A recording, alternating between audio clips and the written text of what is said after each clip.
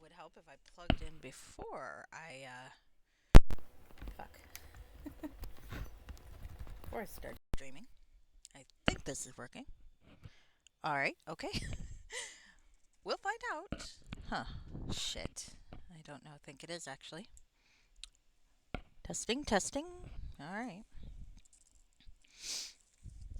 Well, we'll see. I have a Klondike bar, so I'm not going to talk much during this pre-stream 5 minutes.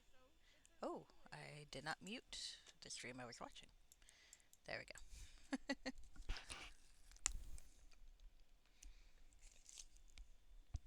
I should probably put this microphone away so I can eat my Klondike bar.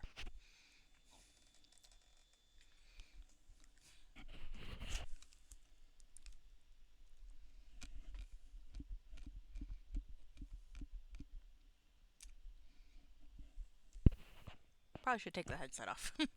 That's not the kind of ASMR I think anyone's interested in. So, pardon me a sec.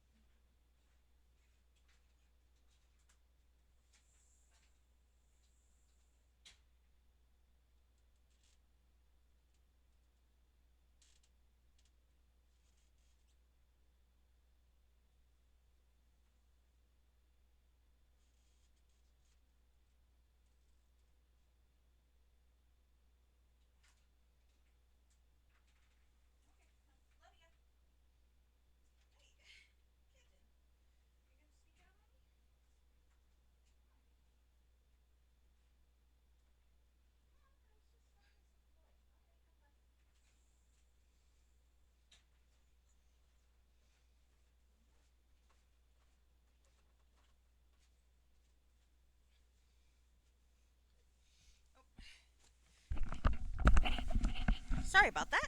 Took slightly longer than planned. Well, let's get going. It is Pride Month, so I realize that my planned playthrough of the Blackguard trilogy will have to wait. Especially as I also forgot that I was committed to doing a different module as well, which actually does sound like a really cool module. So eventually I get back to Blackguard, I promise.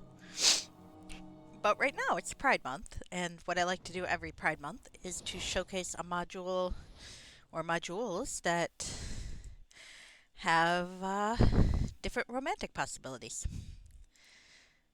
So I'm actually really pleased to be able to play this one.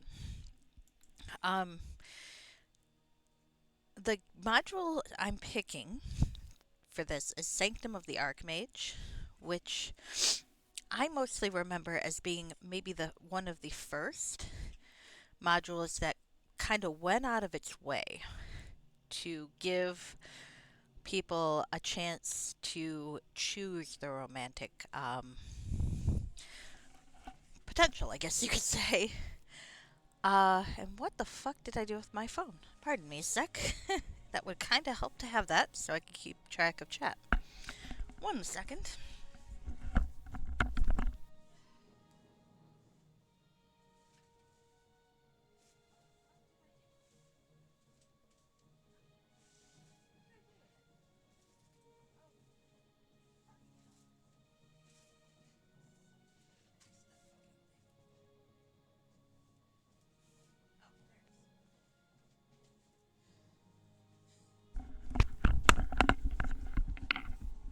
Am I prepared today? No, I am not. I kind of took a accidental nearly week-long hiatus from streaming and forgot how to do the entire rigmarole.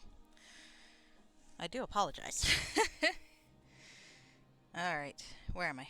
Here I am. Okay. So I was talking about Sanctum of the Archmage. I guess one important thing to keep in mind is that during the modding heyday for Neverwinter Nights, it was pretty early on in the early 00s. And really, there really wasn't a lot of push for inclusion of gay romances and so on. I mean, I'm not going to say wasn't anything. Dragon Age Origins was going to come out in a year or two, and obviously they went out of their way to give you so many romantic options. The Ultima series often had encounters where you could, well, generally they were with sex workers. Not that there's anything wrong with that, but where you could pick sex workers of either gender. So it wasn't completely unheard of, but like even Mass Effect, you couldn't really do the gay romance in Mass Effect until the third chapter. So, pardon me, and then you had to be really careful to keep your other companions from falling in love with you. Still had to. I still remember trying very hard not to talk to Jack at the very end of chapter 2. But yeah, so this one was the first one I remember that really went out of your way to give you the option. Uh, when romantic plot lines in modules were not unheard of, but I can think of a number where it'd be like, well, this henchman will be interested in you if you're the opposite gender.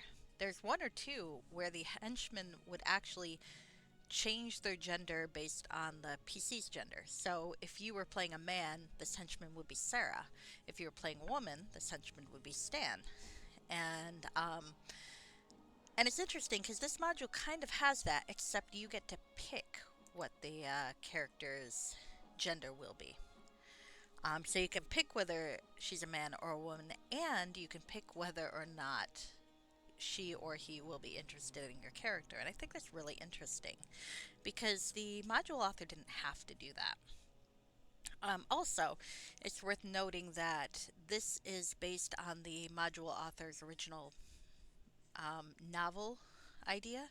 So it's like there's kind of a canon interpretation of that character, I suppose you could say. Um, I believe the character's female in the books that he's written for it. I've not read those books yet. I would like to sometime. Um, but he does give players the option to choose male in the game and the option to choose sexual orientation in the game, which I think is really nice. So let's take a look at the module. I've babbled on long enough. So this is Sanctum of the Archmage 1, the site, EE edition. Hopefully, hopefully this is actually picking up my sound. Okay. Eh, well, oh dear. Oh well, anyway. You might have missed all that background if you can't hear it. Alright, so the background. 3 years ago, the throne of Carlissa was usurped and the kingdom overrun by the warlord Zomaran, also known as the Black Magus. The story told by travelers and refugees has been the same, that the warlord somehow managed to summon an army of demons willing to serve him, and launched a surprise attack on the Carlissan capital of Lanneman. King Danner and the entire royal family were brutally slaughtered, and Zomaran took the throne for himself. The warlord is a merciless ruler who regularly sends his demons to crush any sign of rebellion.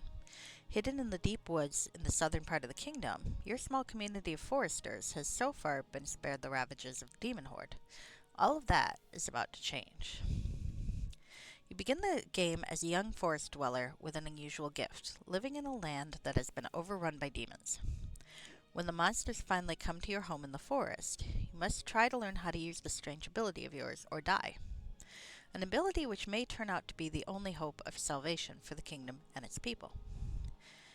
This is the first chapter in the Sanctum of the Archmage module series, and it is called The Sight, which is funny after playing the Prophet that I might be playing another character with prophetic abilities. Hopefully this will end better for this character. It is designed for single player only, starting a new first level character, which should advance to level 8 to 10 by the end. Recommended role-playing options are as follows. Class. There are no restrictions on class, but the story is more appropriate for a character who is a bit of a thinker. Spellcasting classes and thinking skills like lore and spellcraft are good choices. And attribute bonuses in intelligence, wisdom, and charisma will come in handy. Pardon me. Race, human or half-elf, is strongly recommended for role-playing consistency. Non-human races in the world of Kalara are typically very different from D&D standards, and only a couple of them make sense, given the world setting. Dwarves, half-orcs, gnomes, and halflings do not exist in the world of Kalara, where the story takes place, and are thus strongly discouraged. Alignment. The module is designed for a good character, with little in the way of dialogue and plot options for romantic choices. Romance. This is the part that we're interested in. The module contains 2 optional romance prospects, one male and one of a player-selectable gender. These romances will progress slowly at first, and will be far from fully developed by the end of the first chapter. The player can also indicate whether he is romantically interested in each character. I'm interested in the fact that the module author does use he here as their kind of default, which should help make the module more friendly towards those who prefer non-standard gender roles. Okay, so see, I mean, I would say it's a little clumsily worded, but like I said, this was one of the first modules I saw, if not the first module I saw, that really made a point of saying that it was meant to allow anybody to play basically the orientation that they wanted. And I think that's really valuable. There are a few other ones, and if I finish this early, I may end up showcasing one of those other ones, where later on they changed, where it was initially gender-locked romance, but they changed it later, which is a good thing too, don't get me wrong. I am very, very much in favor of folks making changes like that later on. That's really good that folks are becoming more progressive, I guess, in a way. But you know, it's also nice. This was one of the first to start out that way. README file contains detailed recommendations for play. I remember looking at it. I don't remember anything too notable. So, let's make a character. And I haven't actually decided on a picture yet. So I put a bunch of pictures in here. So we'll see who I want to do. I've got a vague idea for character. I'm leaning towards Bard again because they did say charisma is and well, intelligence too is favored. But like I said, I think I'm leaning towards Bard, and I'm probably gonna go human. But we'll see. I've got some good elf pictures in here. Alright, so we want someone attractive. Which I'm sorry to say rules out a few of these.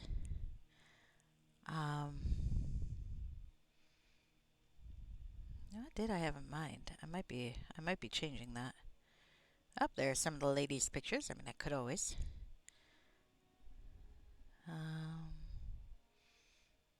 Let's take a look.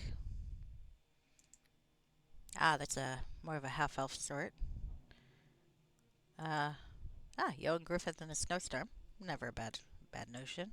This guy looks very bardy. He also kind of looks like Bullfrog, which is a bit of a shame, really. That guy looks very angsty and also maybe 12. I do like that one if I wanted to go more of an elf type. That one looks very solemn, but I would probably go with more of like a paladin sort for that one. Very femme, but in a way I kind of like, so I'm not against it per se. Angsty Jon Snow in snow. Oh shoot, did I not put the portrait that I was kind of leaning towards in here? I guess I didn't, which means I'll have to use them at a later date, huh? I guess if I wanted to go a mage type, that's a good one. Well, let's see.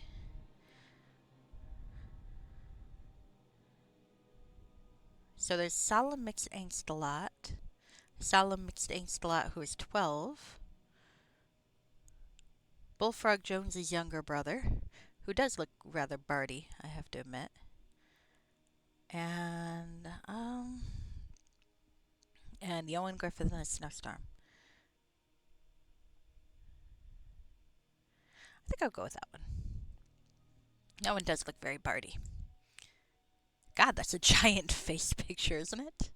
Goodness. Okay, well, we'll go with that. We'll go with that, I think. I was leaning towards Bard.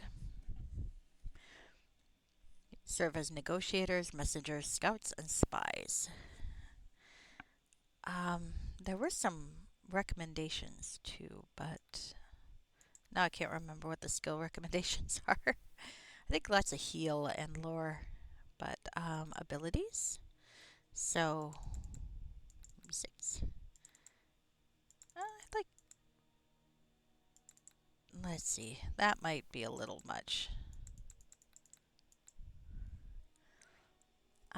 Do I need to be that smart? I want the skill points. That's the thing. Dex. I'm kind of flimsy.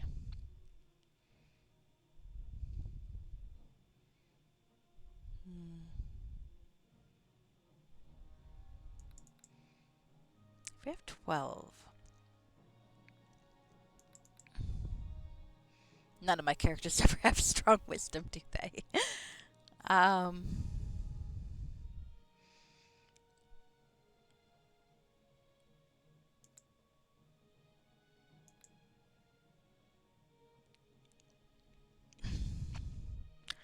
many skill points are we looking at? 24 is not bad.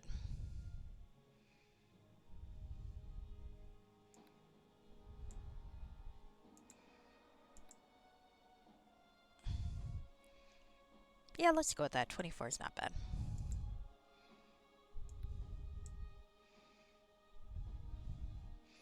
Okay, as a bard, I know I need to be able to perform. I wasn't planning on going all Sarissa Montebank and making him Red Dragon Disciple either, so pickpocket. I've it did recommend some open locks, so I might do that. Heal.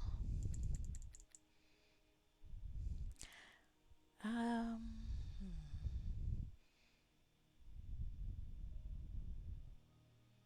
Tumble. Oh, and I forgot that use magical devices in here. Okay. I forgot bards get that. They did recommend spellcraft. Heal. Perform, persuade. Hmm. You know, I hate to admit it, I am kind of starting to lean towards going back and getting a little bit more.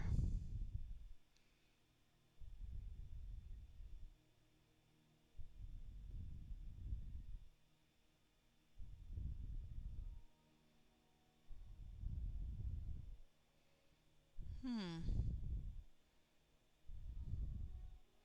It was recommended to have a little bit of spellcraft. You know what? Let's go back and get a little bit more for the skill points. Hmm.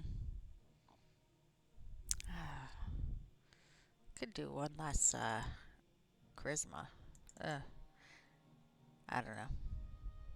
You know, let's keep it this way. All right. Configure. Back to this. Whoops. All right.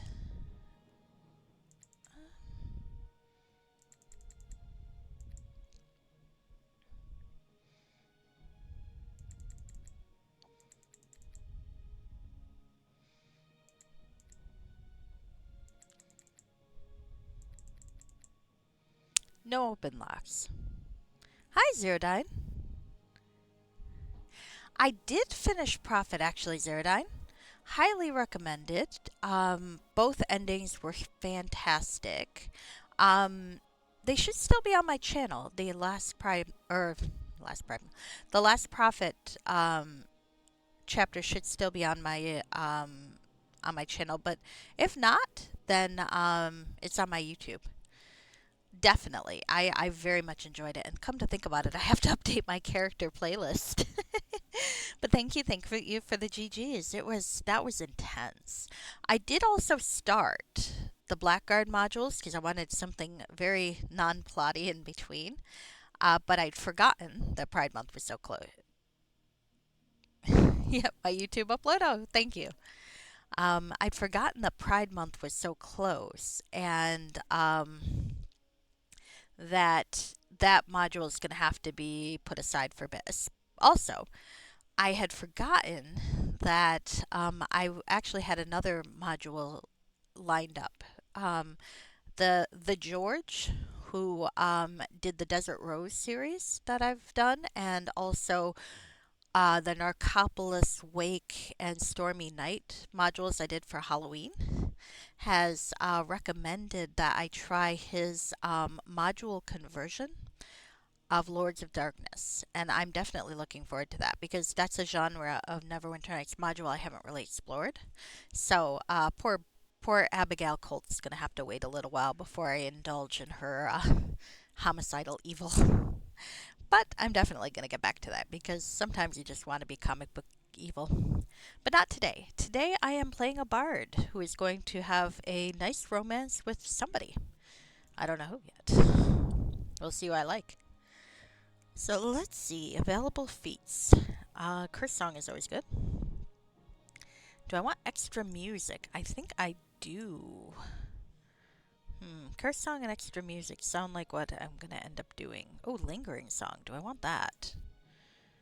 Ooh. Last an additional 5 rounds. Oh, you know, I don't know. Show me the Curse Song. What does that do? Can curse their enemies. Deafened creatures are not affected. -1 to attack and damage. -1 to will save. 6 perform. I gotta have higher perform, of course. But yeah, I'm gonna keep that. And so I guess we're gonna go with extra music for now. For 4 extra bard songs a day. I do not really play a bard well, so this will be educational for me. So I get 4 spells. I think Cure Light Wounds is a good one, or Cure Minor Wounds for the very beginning. Uh, Light Spell might be good, because as we know, my ability to see things in the dark is sometimes interesting. Daze, and do I want Flare or Resistance? I never remember to use Flare. I might have a shot of remembering Resistance, so we'll give it a try. Alright, customize. Look at this guy's grin. That guy is a grin. Alright. I do like the stubble, but unfortunately I don't think it really suits. Matches up. So, that's kind of fresh-faced, isn't it? I wish I could turn him. That's one thing I do wish I could do. Like in Final Fantasy 14, you can turn the model and you can see them from the side. And I kind of wish I could do that. But that's alright. For the most part, I think I always tend to play the same head anyway. That came out wrong. Oh well. Oh well. Let's see. He's got a kind of thin face. Shorter hair than that, though. My goodness, these are a lot of heads. Did I download a patch for it, or did what the fuck was that? I think I must have a. I must have a mod, or I don't think I have added any more additional heads to my mod. But this is a lot of heads that I'm not used to seeing. So I wonder if maybe some of this oh, I bet that's it. CP heads, maybe. Maybe. I'm getting overwhelmed by choice.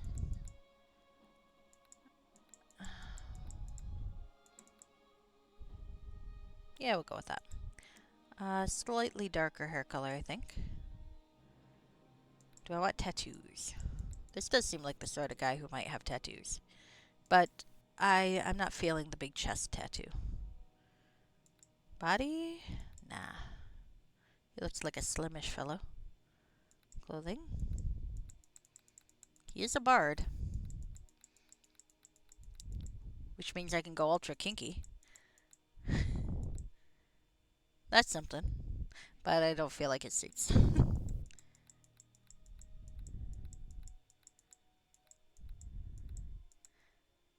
Yep.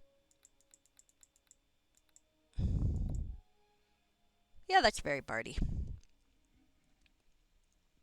I'm still not so sure about the head, but you know what, we'll go with it. Attack, I say! Alright. To your weapons. By my direction, attack! Get on them! Attack! Attack! I say attack! That has always been a hilarious voice set. Strike at them! By my will, attack! I only ever choose like one of the same 3 voices, do I? Once more into the breach, my friend. I want now. Once more into. Stand still so I can hit you. Maybe. I hear the battle calling. Time to spill some. Now you shall taste my power. Show them your steel. Now see what a. Now. I want. Now. My steel will strike. I think I use that like 90% of the time, that one. Once more into the breach, my friends. Maybe. Yeah, we'll go with that. We'll see how idiotic the voice sounds in context. Alright.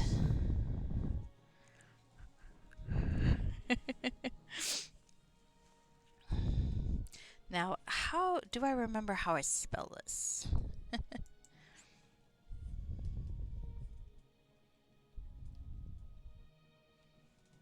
Okay.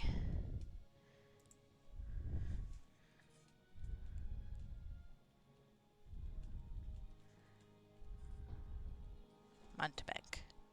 I played a Montebank once before. I like to think of them as distantly related. Or maybe a trio.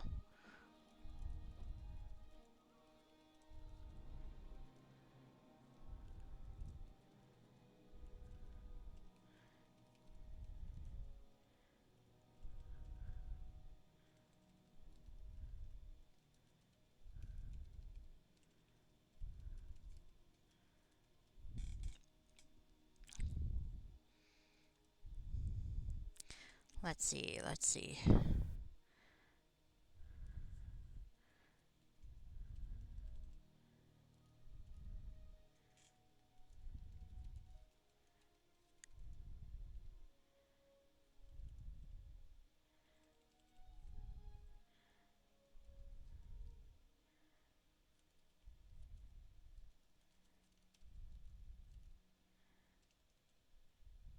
Okay.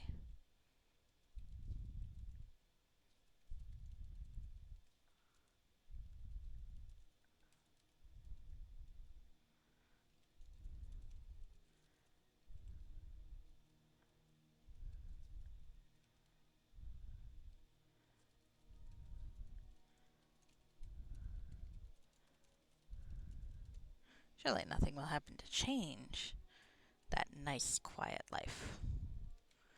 Okay, deity. I like to have a deity, but I don't actually remember what deities there are in this universe. Let me see if I can find that readme. Maybe there's something in there. I remember Prophet. My character often had a chance to swear to a god. Not that I ever really did anything. Ah, poor bullfrog. I hope this is not quite as stressful a time for poor Joshua Montebank.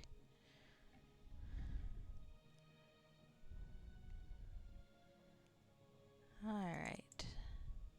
Who is just a straight on bard, which I don't know how to play, so this should be fun.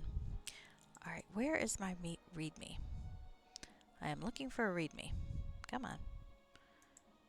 This actually, by the way, was a bit more complicated to install than most of the other modules I've played. I actually couldn't use the installer tool all outright. I could do. There's a lot of community content in this module, which is good. It's gonna showcase a lot of cool stuff, I think. But it did take quite a few more steps, especially since you can only get the module itself from the Feller's website. Which I'm not a huge fan of the way that's done, but I suppose I can't fault someone for wanting to take charge of the distribution of his own work, right? Technically, I haven't yet gotten permission from him to do this either. He seems to be fairly active on the forum, so I'm hoping he'll see my messages and let me know if it's okay to stream his module. If not, well, if not, then I might be switching to a different game, and you might not find the VOD for this, but we'll see. I'm hoping he'll be okay with it. So minimum ranks. They do recommend 1+ of spellcraft. Did I pick 2? Or did I pick 1? I think I picked 1. I'll have to think about that for a sec. Okay. They do recommend maxing out heal. Let's see. Let's actually look for lore. 4+ ranks is good though. And may allow additional RP options. Crafting this is good, but I don't have enough skill points for that, so we're not going to do that. I was looking for gods. Anything for gods? Not really. So I guess we'll just kind of pick one.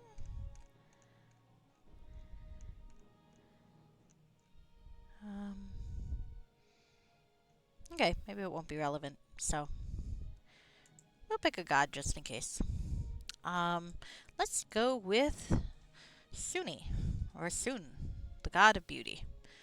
That sounds good for a character I'm designing for romantic purposes only. Or possibly Shantea, because he is doing the foresty thing.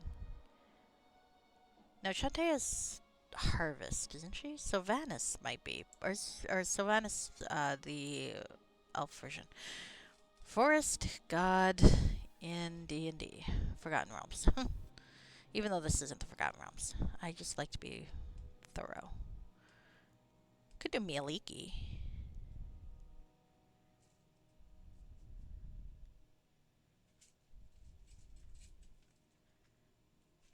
Ah, yeah, could do the whole Driss Duarden thing. Okay. Oh, I could do Miliel, god of poetry and song. I'm looking at D&D Beyond. Sorry. You'd think I'd have had this planned out, and I'm an idiot, so I did not. Denier, god of writing. That's in the cleric quintet. Eldath, goddess of peace. That's a good one, I think. I don't feel Kelimvor for him, even though Kelimvor's kind of my favorite. Lyra, goddess of joy. Mistra and Agma.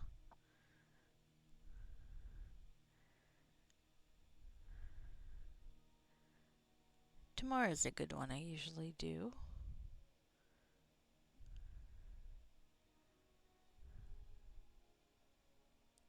Let's go with the goddess of joy. That seems like a good one to have. Okay. Alright, sorry. I forgot what I was doing. Yeah, let's go with that.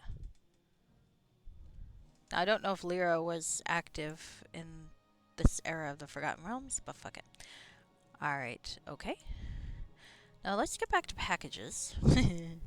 Sorry, I will never... I'm... that sort. Okay, packages. We definitely want to max out Perform, Persuade. I did want one... Apparently there's some cool stuff that only work if you've got, one of that. So, lore... Maybe I'll go... lore. Okay, it's not quite maxed out heal, but I think it's close enough that it should be okay. Alright. Oh, fuck, I forgot. Curse song. Extra music. Okay. Alright, and back to this. Day's light resistance. Okay. Alright, there we go. I think I have finally gotten my character. It only took me 40 minutes. Okay, I am now in the starting area. I wasn't planning on giving him any cool accent, so... Which on the plus side means I shouldn't end up slipping into it every once in a while. On the downside, that's pretty much the only type of voice acting I do. So, sorry. Alright, I am adjusting my screen. Don't mind me. It should not affect you at all, but I'm realizing that my taskbar is a little big. Oops. Okay, so this is the starting screen. I like the music. One of the things that this module uses is the community music pack, which someone uploaded with a lot of cool new music. So, and it also uses some other music, I think from Baldur's Gate, if I recall the readme correctly, and Icewind Dale, and and The Witcher, I think. So, I don't recognize this song from Neverwinter Nights, but you might recognize it from someplace. And if you do, let me know. Alright, so let's talk to Andarian, who is the module creator. Welcome to the Sanctum of the Archmage module series. You have just loaded the first chapter in the saga, titled The Sight. Great. Is there anything that I need to know before we get started? There's some important information regarding things like recommended skills and role-playing options contained in the module description and in the README file accompanying this download, which I did look at. Sorry for wasting your time. Well, I did. I do encourage you to look it over, if you haven't already. Okay, what's next? Before you can begin playing, I need to ask you a few quick questions to set some important parameters for the module. What do you need to know? Early in the module, you will meet an important character who will become your partner and main companion throughout the series.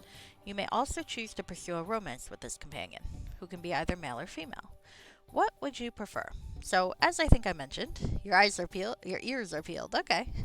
As I mentioned before, this is, from what I understand, based on a novel series that the module maker was in the process of writing at the time. I do believe he's finished the first one. And it looks pretty good. I believe, though don't quote me on that, that the character in question is a woman in the actual book. But this is Pride Month, so we're going to go with it. We're going to make him male in this. I love that you have that option. Done. Your companion will be male. Good. What else do you need to know? The romance with this companion will be enabled by default unless you ask me to turn it on now.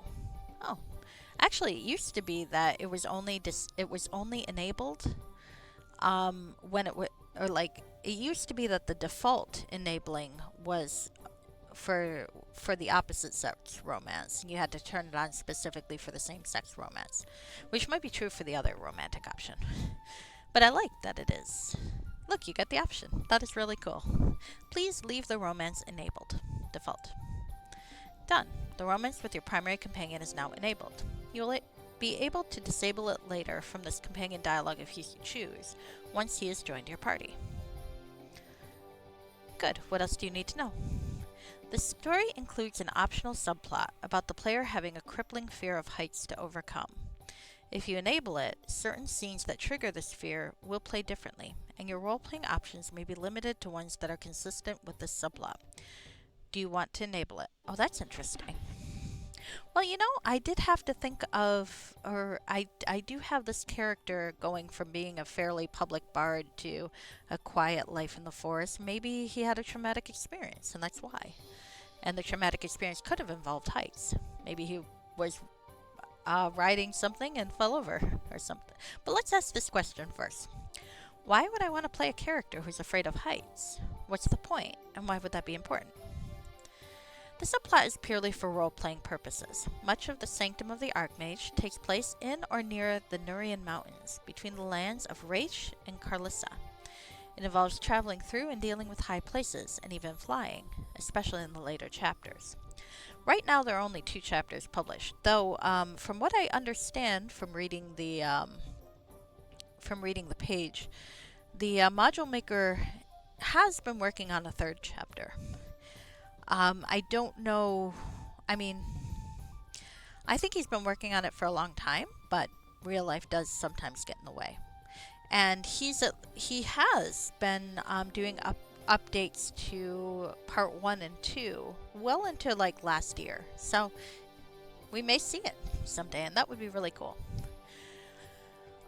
So anyway, given that setting, a fear of heights would be an important inner demon for the player to roleplay having to overcome. You know, let's play that optional subplot. I think give my character a fear of heights. Alright, although Sanctum of the Archmage is designed to play as an interactive story, the module does contain some very challenging combat. If you dislike challenging combat, you can let me know now, and I will give you some advantages that should make the battles easier for you. So, the default is hard. I could also make it easy, very easy, or very hard. I think I've got this on hardcore settings still, and that seems like it might be tricky.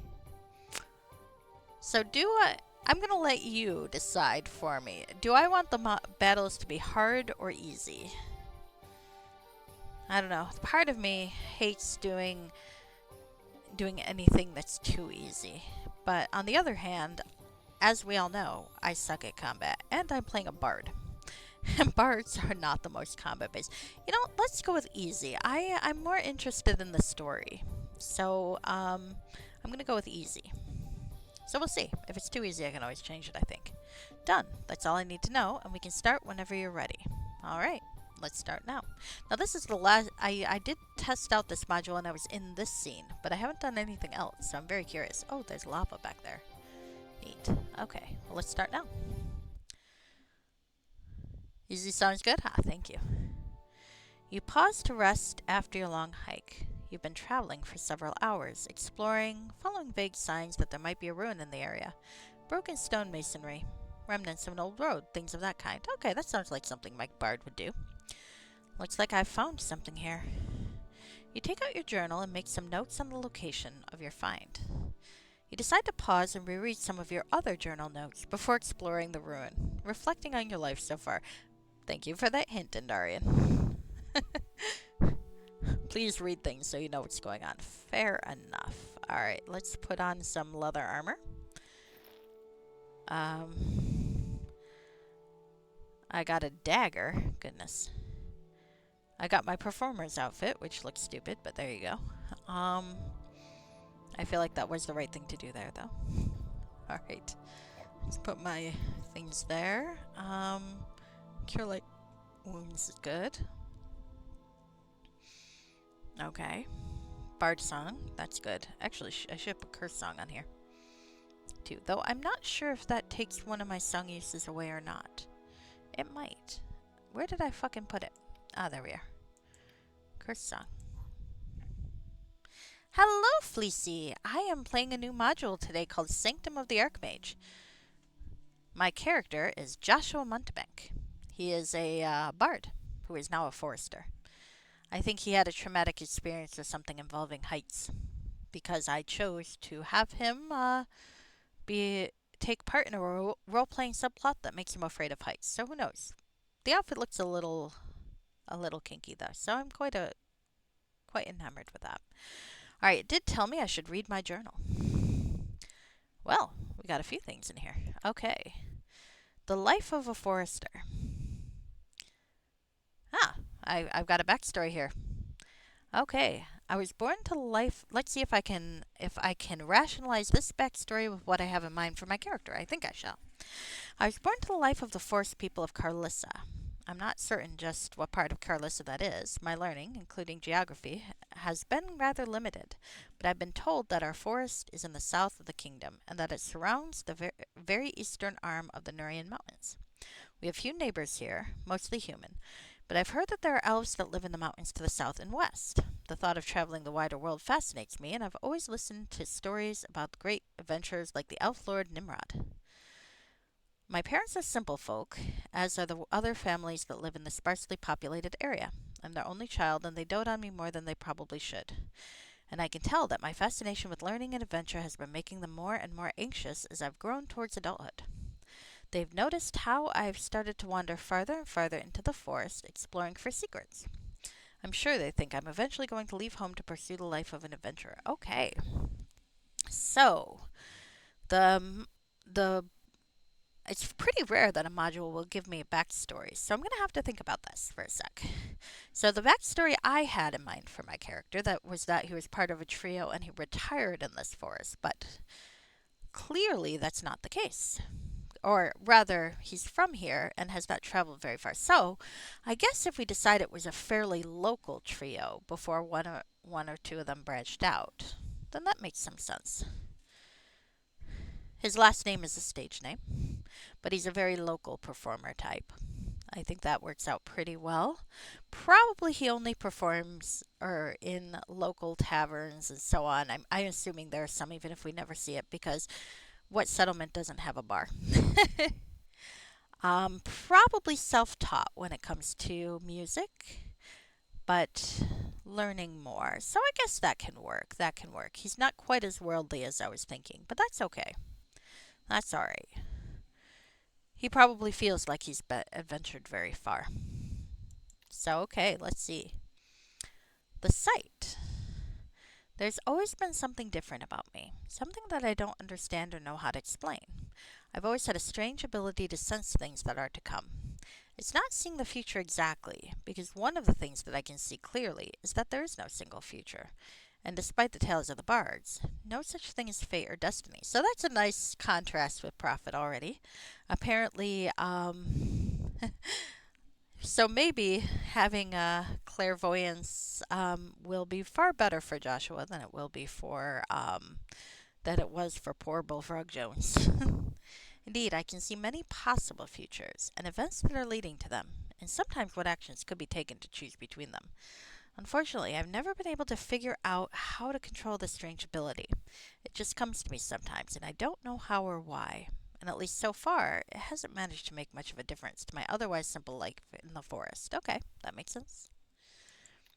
Alright, the overthrow of Carlissa. Next one. Although I've always had thoughts of one day leaving home and pursuing the life of an adventurer, they have become complicated by the tragedy that has befallen the kingdom of Carlissa. 3 years ago, the kingdom was usurped, the throne was usurped, and the kingdom overrun by the warlord Zormaran, also known as the Black Magus. Isolated in the deep forest, we have heard few details, but the basic story told by travelers and refugees has all been the same.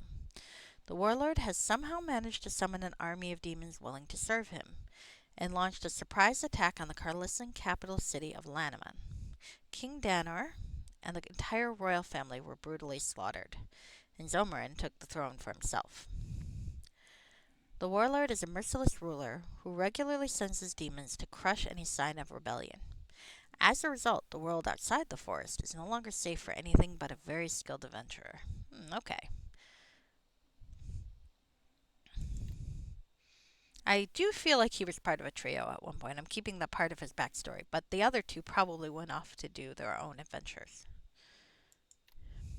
I found an old ruin in the forest to the east of my home. I'm going to search it. It would be wonderful if I could find some treasure there. Okay. Alright, that's kind of cool. Like I said, I usually go in with a backstory vaguely in mind, so I'm going to have to, as mentioned, I'm going to have to adapt it. You sense that you have not fully explored this area yet. Oh, well, thank you. Sight, I appreciate that. So I can't leave yet. Alright, well, that's fair. Back to home, I see. So let's see. I can adapt to a story, though. I just maybe would have changed his name then, and not had him be one of my bardic trio that I had in mind, but that's okay. We can adapt that, like I said. It's kind of a name that pops up, maybe, instead of being directly affiliated with the other characters that have that name, maybe. My bardic trio. We'll see, though. We'll see, we'll see. Okay. This is another one with pretty trees that get in the way of my view. That is the downside. The forest tile sets are beautiful, but man, if they don't make me not want to have a freaking above way view, huh? Alright, so clearly there's something here to find. I just have to find it. Now I am in the brush. Okay, suppose I thought I was looking for ruins. Okay, that's slightly better. Maybe. Here I am. Oh, there's an exotic plant. Let's click that. Ah, a miscellaneous small. What are you? Ah, a medicinal plant disease. I recognize this medicinal plant from a drawing in a book I once read. With the proper skill or instructions, you can mix this into a powerful healing draught. Use it on an empty flask to try to make a healing potion. Oh, that's interesting. Oh, now I kind of regret not taking craft. Oh well. Can't do everything. It might be worth replaying the module with more of a crafting character, because I've never really done anything with craft in Neverwinter Nights. Oh, is that a chest? It is. There's a chest in the middle of the forest. Mimic check. Right next. Oh, well, this is a ruin. Is this what I meant? Oh, hello. Oh, hello indeed. What do we have here? We've got a potion of ethereal visage. That looks beautiful, and I'm probably never going to use it. Some potions of aid also looks beautiful. Sling +1. Okay, hello. Bullet of heaven. What do these do? Divine damage. Okay. Well, that's considerably better than my crossbow, but not a lot of, So what's this large belt? Discipline +2. Okay, well. Oh, actually, there's one other thing I didn't notice. And a bronzewood shillelagh. Oh, hello. This formidable-looking shillelagh is made of bronzewood, an extremely durable yet light type of wood that can only be found in the oldest and deepest forests. You know what? That sounds quite a bit better than the stagger. Let's use the shillelagh. Not in the least because it's fun to say. Shillelagh. Oh, hello. A terrible vision comes to you as you close the chest. You quickly write down what you've sensed in your journal. Okay, so we're not so much with the cutscenes for this one. Like, Prophet had a bunch of cutscenes, but that's okay. This might be a good way to do it. Ah, find of treasure. What a find! There was an old chest with several items of useful adventuring gear in it. But just after finding the treasure, though, my sight kicked in with the strongest vision I've ever had. Something is happening today that will result in my death, or in a fundamental change in my life. And in the course of events... Whatever is happening, I should head home and make sure my parents are okay. Fair enough, fair enough. Let's save. Okay, so I want to keep my blackguard save separately because I just started that. But there's a whole lot of profit saves I can save over, so let's do that. Poor Bullfrog Jones. Bullfrog had a time of it. Alright. New adventure. Now, this is Pride Month, so hopefully I get a chance to meet a new character. That would be nice.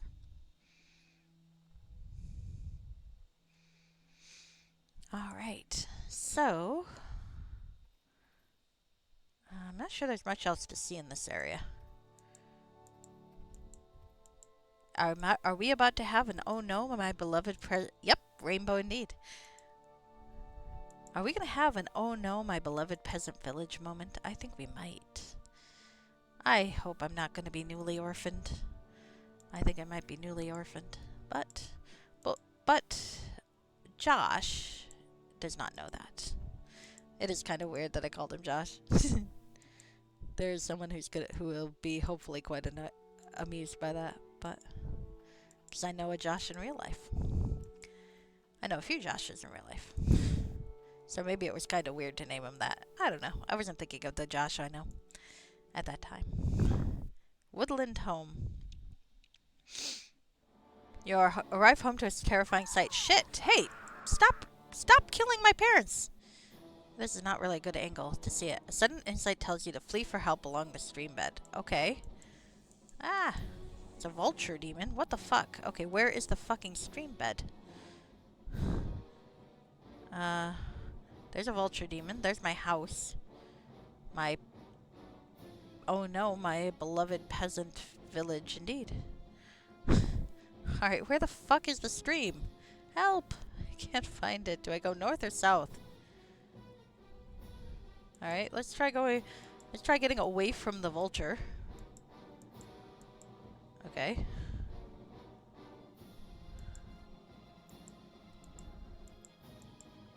I'm not playing a thief, so this could be a problem. Okay. That's a bridge. I don't see a stream, but okay. Oh, okay. Here we go. Oh, it is a stream. Okay. It's just a very light stream. Oh, here I go. I'm running. The demon is pursuing you. Oh, crap. Well, hopefully there wasn't any treasure there I missed, because, I didn't look. Ah! Foliage! In the way! The stream descends from a cliff here. You should look for a way around it, to the foliage to the right. Okay. That makes sense. Okay.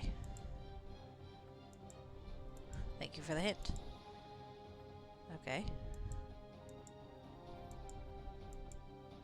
Ah, cliff. Okay.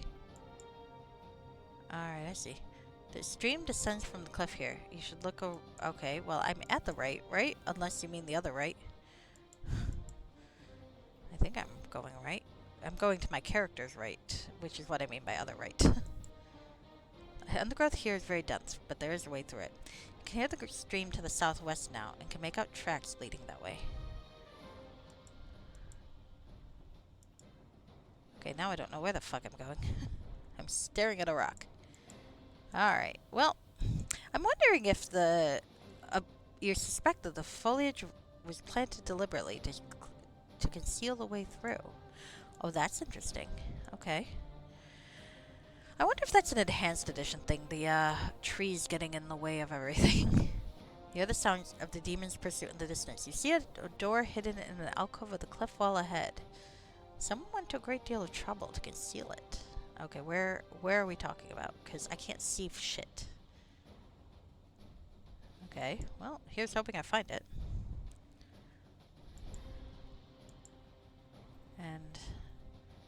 oh, there it is. Oh, it's actually quite big. It's just the trees are in the way. Well, maybe that's intentional. Maybe I'm not supposed to see it very well. Okay, ducking in here. I hope I didn't miss any treasure where my parents died. You know, I should be actually more worried about my parents, but yeah. Oh. Oh, cool. So, we get the loading screen information. Some weapons have the wounding item property on them. Once the character is wounded by one of these weapons, they will continue to take damage until they've been healed by potion, spell, or healing kit. Okay, well, that's good to know. Alright. Oh, and there is a person ahead. Name of Robin Blackwing. I think this is the fellow whose gender we chose. Oh, and Len Blackwing. Okay. He's looking quite twinky. Alright, let's talk to him. Well met, friend.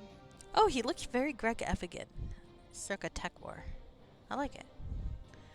Alright, whoa there. Why are you rushing through the forest like a madman? You'd think there was a demon on your tail. Actually, there is. You should run or hide. I don't think it's far behind me. What? You're not kidding, are you? Get behind us then. We can protect you. Grandfather, did you hear? Well, here it comes. Oh, well. Time stop, huh? I acquired item PC properties. I am apparently frozen. Well, these guys are quite formidable, aren't they? Robin Blackwing is a striking half-elven man who lives with his grandfather Len in the forest west of your home. He's clearly a man of action. Oh, really? With a strength of spirit and a commanding presence entirely unlike the boys you grew up with in the forest. I like how the description definitely has connotations, doesn't it? Len Blackwing lives with his grandchild in the forest west of your home. He seems to be a kindly old man. You sense a great and hidden power in him. Okay. Well, he's impossible. He's just overpowering. Well, overpowering indeed, huh? Alright, well, I can go for this. Okay, can I hide? Oh, look at all these nice defensive spells. Okay. Oh, fuck. Actually, come to think on it, this seems like a good time to use the sling with the divine weaponry, huh? Sadly, I'm gonna miss having the thing, but can I aim from here? I can, actually, I think. Oh, someone summoned the Elder Elemental? Well, someone's holding out at me. Okay. I'm missing. Oh, shit. Okay, I'm not gonna waste the fucking ammunition then. Alright. It's like I'm missing with a 17. I'm not gonna hit him then. So, you know what? We're gonna save the rest of these.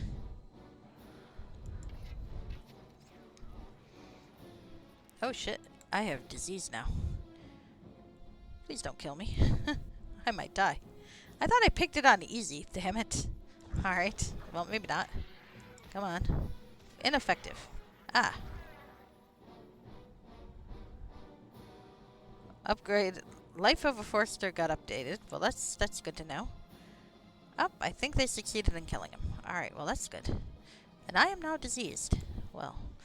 Oh, good. I hope this means I get to collapse dramatically in front of my love interest. That would be good.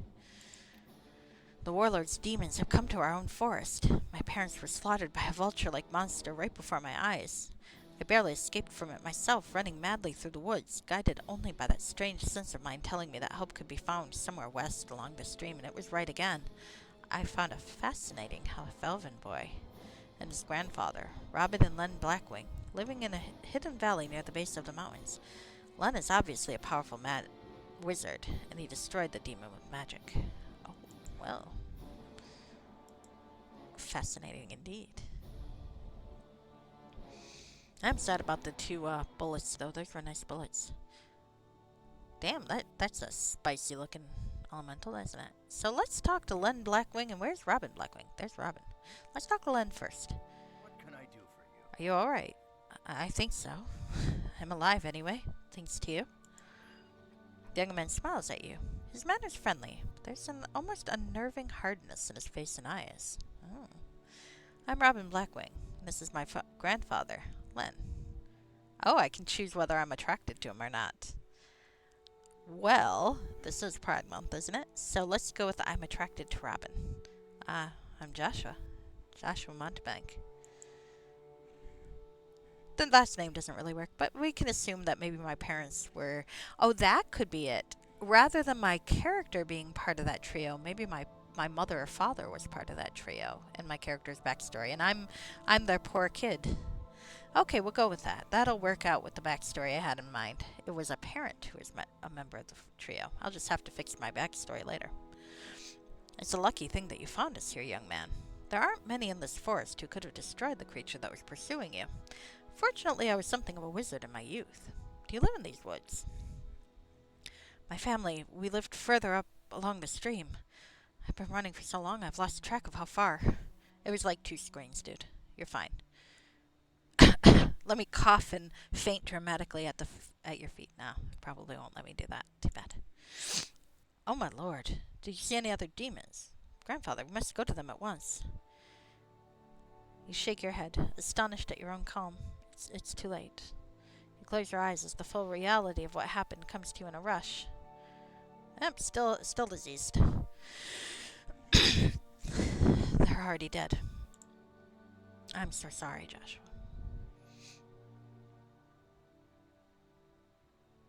What's happened to me? I feel strange, and I look strange too. So do both of you. I cast spells on us when the demons arrive. They should provide some protection in case we encounter any others. I didn't see any other demons besides this one, but there may have been others. I don't know. Robin's gaze hardens purposefully. We should go and see for ourselves, and if there are any others who can still be helped. I know this has already been hard on you, Joshua, but can you travel? Can you lead us there? I think so. We should follow the stream back to the road. It's too late for my family, but there are others who live in the forest to the north and west. There's a druid grove there, too. Maybe the priestess can help us. Follow me. I'll show you the way. Alright, save the forest people. So what does that journal entry say? Oh, goodness, I've got more. Robin. Robin Blackwing is a striking half-elven man who lives with his grandfather. Ah, same description, basically. He is clearly a man of action, with a strength of spirit and a commanding presence, entirely unlike the boys that I grew up with in the forest. Well, clearly I'm into this commanding presence. Clearly. Alright, save the forest people. Len and Robin have asked me to lead them to the people of the North Forest, so they can protect them in case there are other demons in the area. Hopefully we can reach them in time and get help from the druid priestess in the grove to the northwest. I'd like to be healed from my disease, so yeah, let's do that. Okay, to the North Forest, so happily, it should be pretty straightforward. Can I talk to them one more time? Anything else to say? Follow me. We're both right behind you. Alright, well, it'd be nice if you were like part of my group, but okay. I could check south. Should I check like off and just see what else is around here? What are you doing? Scouting. Oh my, your house is nice. Can we rob you? I mean, I'm not really playing a robbery sort, but you know, if you have supplies in your lit up house of niceness here, that would be something else. Blackwing Lodge. Oh my. Okay, so clearly my new boyfriend comes from money. Look at this place. This is not the little hut I came from. Let's be honest here. The little bits of my hut I actually saw. Let's go inside. Oh, it's locked. Can I open it? I cannot. Specific key is required. Can you open it, guys? Alright, I guess we don't need to. We gotta go save people from demons. You are correct. I should go north. Alright, let's go north and try to dodge the foliage. That's clearly in my way. There's the stream. It's a very nice stream. Alright. These people have money. Okay, here we go. Woodland Stream. Okay, I came up this way before, but... Ah! Area maps have notes to draw your attention. You can accurate them. I do know that, thank you. But it is good to remind myself. Dragon Skull. What's this? Oh shit. I just found something. Skull is all that remains from some tremendous creature who died here. So, clearly there's something we're trying to kill. Oh, it's a giant spider. Okay, let's try to kill a giant spider. I will never get to level up because these assholes keep killing my experience. Oh well. You guys are dicks. Alright, okay, so let's see if we can't get the fuck through here. It's beautiful, but fuck if it's hard to navigate. I really hope that that at some point I get to actually see where the fuck I'm going. Oh, hi, excuse me. I like your hat, dude, but I'd like it better if it's not in my fucking way. Alright, so North Forest. I'm assuming I'm going to want to go north here. Maybe. Oh, some... Alright, maybe not. Shit. Where's the fucking North Forest? I would never be a good forest person, clearly. Because I'm just like, where the fuck is everything? This poor kid wanted out.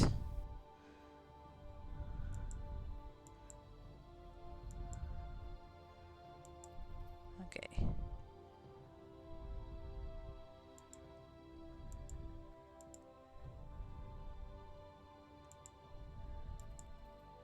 I just think it's funny that Mel, Robin, and my character are kind of the same sort of physical type. Oh well. Clearly, I need to be a little more varied in the character faces I choose. Oh well. Oh fuck! There's something here. I've got this one. Well, that's nice. Where is it? What are we fighting? Okay, well, I'm gonna assume you've got it because I don't fucking see it. Oh, uh-oh. Oh, here we go. There are some people, dead people over here. Alright. A dead forester. Oh, I am very sad about that. Did he kill it? He did. It's a method, though. You know, you could give me some experience points, game. Okay, hold on. I gotta see this dead guy. Oh, I can rob him. Let's rob the dead guy. That one's done. Yep, and this man is dead. I stole his money. Like, why did you rob that dead man? Like, well, look. To put it bluntly, he doesn't need the money anymore. I might later. When I'm involved with whatever great world destiny you guys have. Why do I think you've got a great world destiny? Well, you look like Greg Evigan, which means clearly you're a protagonist, and you live in the woods in a fancy house with a grandfather, so clearly you are important. Also, you're my love interest, and I feel like that's kind of significant too. Alright. Alright, do we want to head this way? It doesn't look like there's an area transition here, so probably we don't. They did say North Forest, so I probably should head north. Okay, the trees are not quite so distracting right here. That's good, because I was... Oh, there's some remains. Let's steal the remains. Anything good? Oh, there's another dead guy. Let's go see what the... Oh, thank you for the scroll. Let's go see this other guy, dead man. Poor dead guy. Steal his potion. I would love to see the NPCs just go, why the hell are you looting dead people?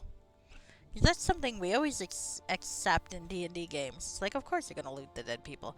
But in real life, you don't loot dead people. That's very rude. Okay, so let's save.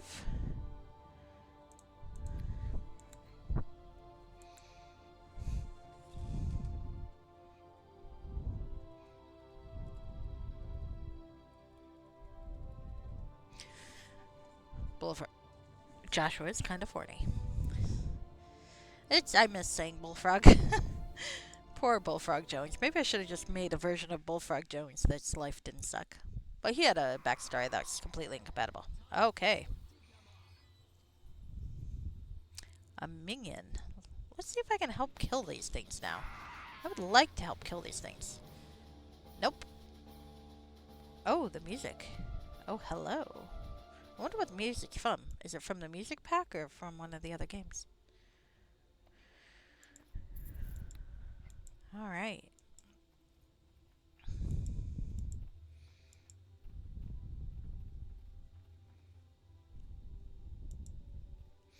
Alright. Another forest home. God, is there anyone here to save? It would be sad if I'm just moving really slow and I could have possibly saved these people. I would feel really guilty about that.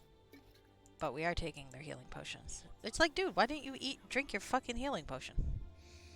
If you're gonna be too dumb to try to drink your healing potion before you die, that's not on me. Oh, something else to die. Oh, fuck. Trees! No, stop. Fucking trees. There's probably a trick to navigating in the trees, and it's probably using a different camera mode, but fuck it. I'm enjoying the story parts a lot. Alright. I'm glad I picked easy. Easy means you don't... You... Oh, hello. There we're going.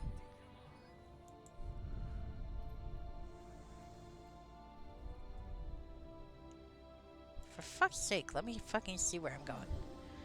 I don't like these trees. They're beautiful, but fuck if they're annoying. They get in the way of me enjoying the scenery. Okay. There's another dead man. Let's go check this other dead man. So why did the Black Magus send demons after us? You know, I'm gonna guess it might have to do with the wizard living in our backyard, who didn't tell anyone he existed. I'm gonna kinda guess... Oh, this road leads out of the North Forest towards southern Carlissa. None of your fellow foresters live this way. Okay. I'm honestly thinking that it might be because of these people. I've got this one. Okay. But it's not their fault, because obviously...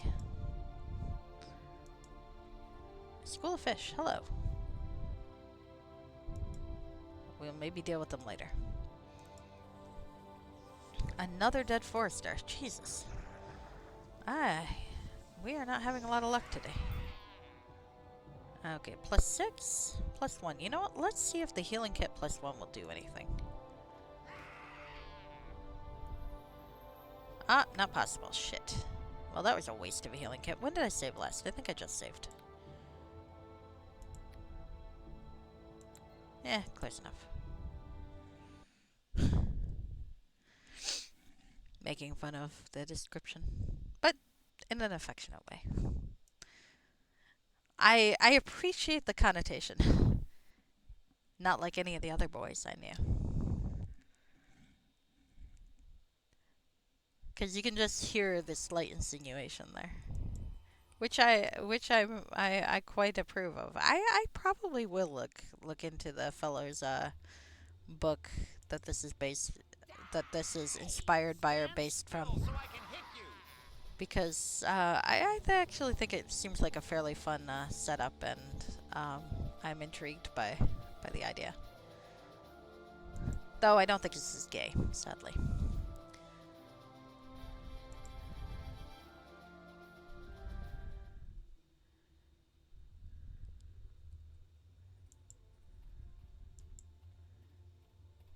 Okay.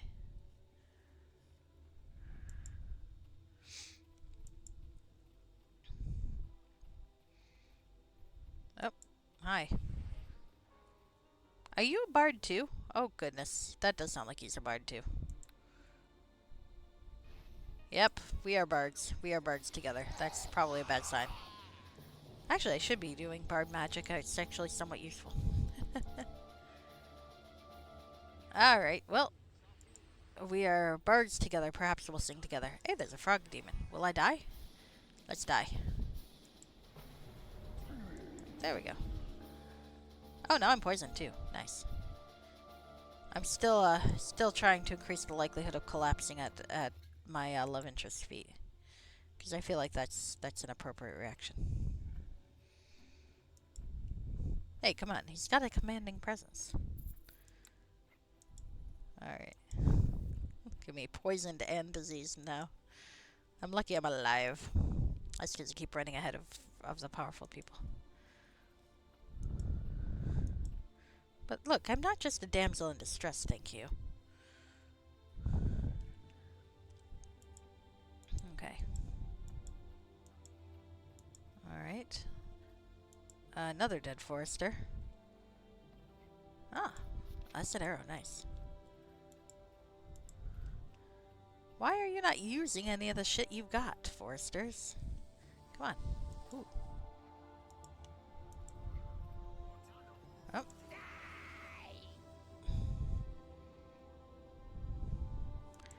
gonna go check on, I mean, loot all these other people.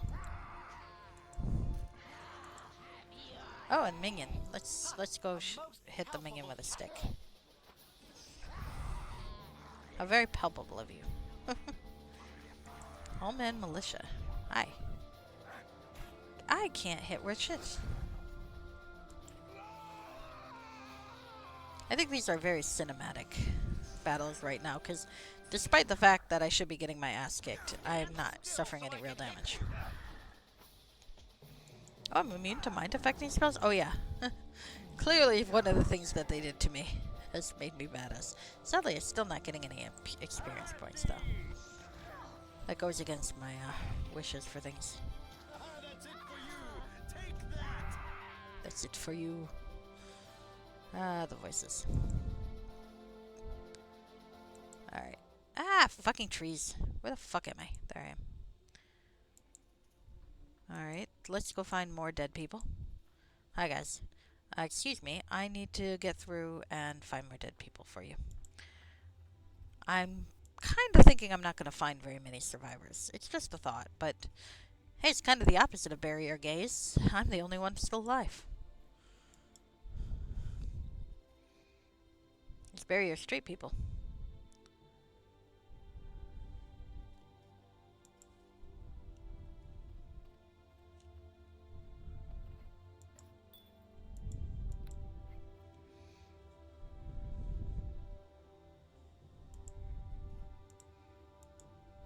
No. Yep. Clearly the backstory I gave my character is actually the backstory of their parent, who is now dead. But that way, the parent was one of the bardic trio who retired here, and thus I can keep the backstory intact. I like it. That means Sarissa's his aunt, not his sister, but that's okay. I like to have my characters have connections to each other even when it doesn't really work.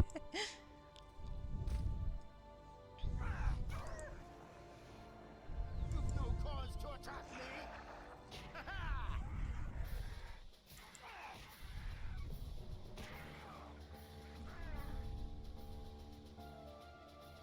Okay, where am I now?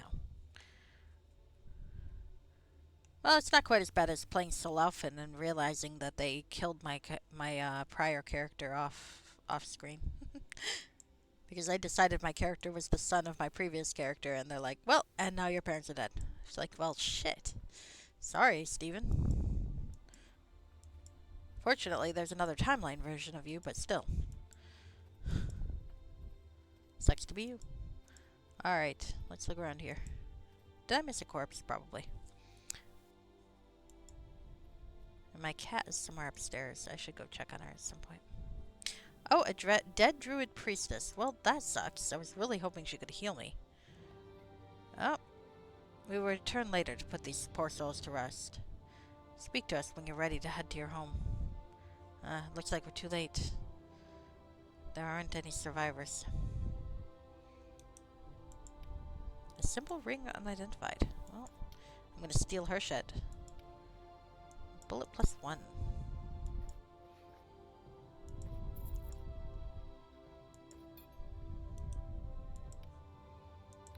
That sucks. Seriously, why do you keep looting everybody? Alright.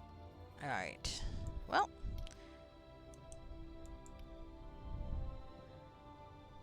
Healing potion, okay. Everyone is dead, I am sad.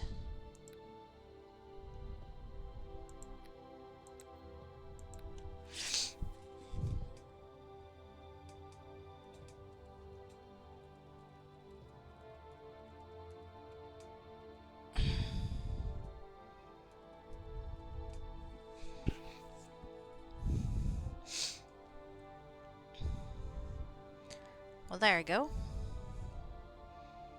Can I please collapse at his feet now? Okay. Alright, so there's the site. Anything new?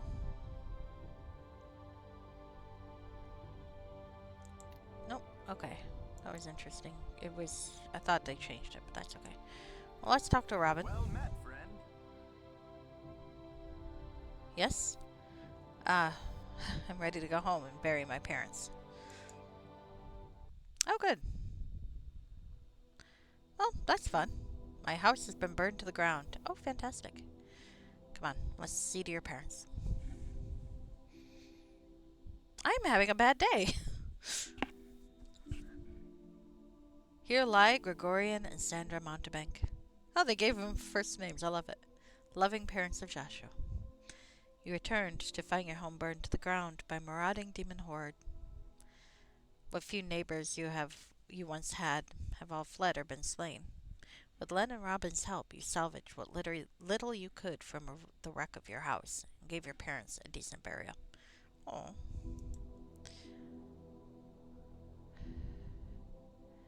how are you doing, Joshua? Are you all right? Uh, we'll go slightly more stoic. I think so. It's hard to see them gone. What are your plans now?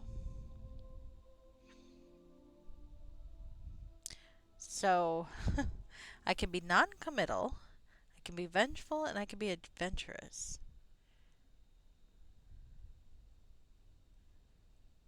I don't know. The adventurous one seems a little callous. It's like, we just buried my parents, so what are you going to do now? I've always had dreams of traveling the land. Who cares about my parents? They were holding me back. Vengeful. I don't know about vengeful. Let's go to non-committal. I've just been through a lot. I haven't decided shit yet. There's something I'm very curious about, Joshua. This was a large and sparsely populated forest, yet when you were attacked, you ran straight to my rather well-hidden home. To the one person within reach that could defeat the creature pursuing you. How did you know to come our way? Did you know who we were, or that we were there? No, I'd never heard of you before yesterday. It's just something about myself that I don't know how to explain. Len says nothing, but waits expectantly for you to continue. As long as I can remember, I've had strange ability to sense the flow of events, I guess is the best way to put it. It's not something I can control, it just comes to me sometimes, and I don't know why. You mean you can see the future? Not exactly. In fact, part of what I sense is that the future isn't fixed or predetermined. It's more like the flow of a river that's constantly changing. I can see where the flow is going, and sometimes what I can do to alter it. That's how I knew where to run to reach help. That is an extraordinary gift. You should study it. Try to learn how to control it. You could do great good with such an ability. Suppose so, but I've no idea how to study it. Do you? I might. I'm a wizard of no small knowledge and accomplishment. I could teach you much, and perhaps together we could learn to unlock this gift of yours. What do you think, Robin? Could we find room for Joshua to stay with us? I stare at Len for a moment in shocked silence, overwhelmed at his suggestion. Robin laughs. You better take him up on that offer right away, before he returns to normal and changes his mind. Grandfather hasn't taken on a student in years, not since me, in fact. There's no one you can learn more from, no matter what your goals. Well then, thank you. I accept. Well, that's settled. We do have a spare room in the basement. It's small, and we've been using it for storage, but I think we can move a few things around and make it comfortable enough for you. Then, let's go home. I have a new family. Still seems a little callous, but okay. Oh, hey, I leveled up. Oh, hey, 2 years have passed since you came to live with Len and Robin. You've learned a great deal as Len's student, and your skills have developed substantially during that time. The three of you have become close. You and Robin in particular have become good friends. Oh, really? You're at the end of a long day of studying and training, getting ready for bed. Your sight's been acting up again all day, tickling you with the idea that something important will happen tomorrow. You decide to review your journal. Thank you for the hint, Andarian. Thinking about the events of the past 3 years, and to take stock of the equipment and skills you've acquired in that time. You should be rested and prepared for whatever is going to happen tomorrow. Well, thank you for the hint. It's not very subtle, is it? Okay, let's click to level up. I am going to be a bard again. Even though I think Robin might be a bard as well, which I think is funny. Maybe we do it. The lark and the wren only gayer, and neither of us are particularly competent. Alright. I can do lore and heal. Okay. Well, we can get flare. Finish up that. Alright, so what do we want here? Oh, I can cure light wounds. That's probably a good thing to have. Hmm. Huh.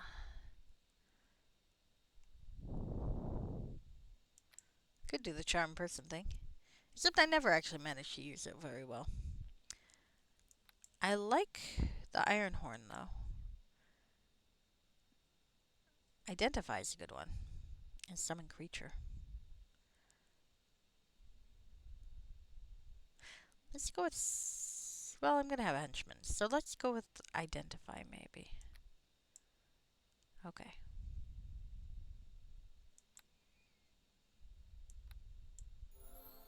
Oh, I get to level up again. Shit. Alright. So. Heal. Lure. Perform. Persuade. Tumble and use magical device. Oh, what do we want here? Dodge might be a good one. But lingering song might too.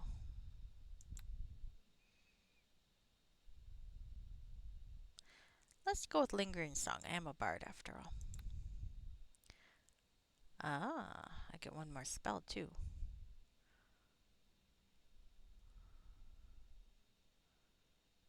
Grease is a good one. Sleep is a good one. But let's go with summon creature. You never know when you might need a little extra. Or magic weapon. Or grease. I never really remember to use grease very well though.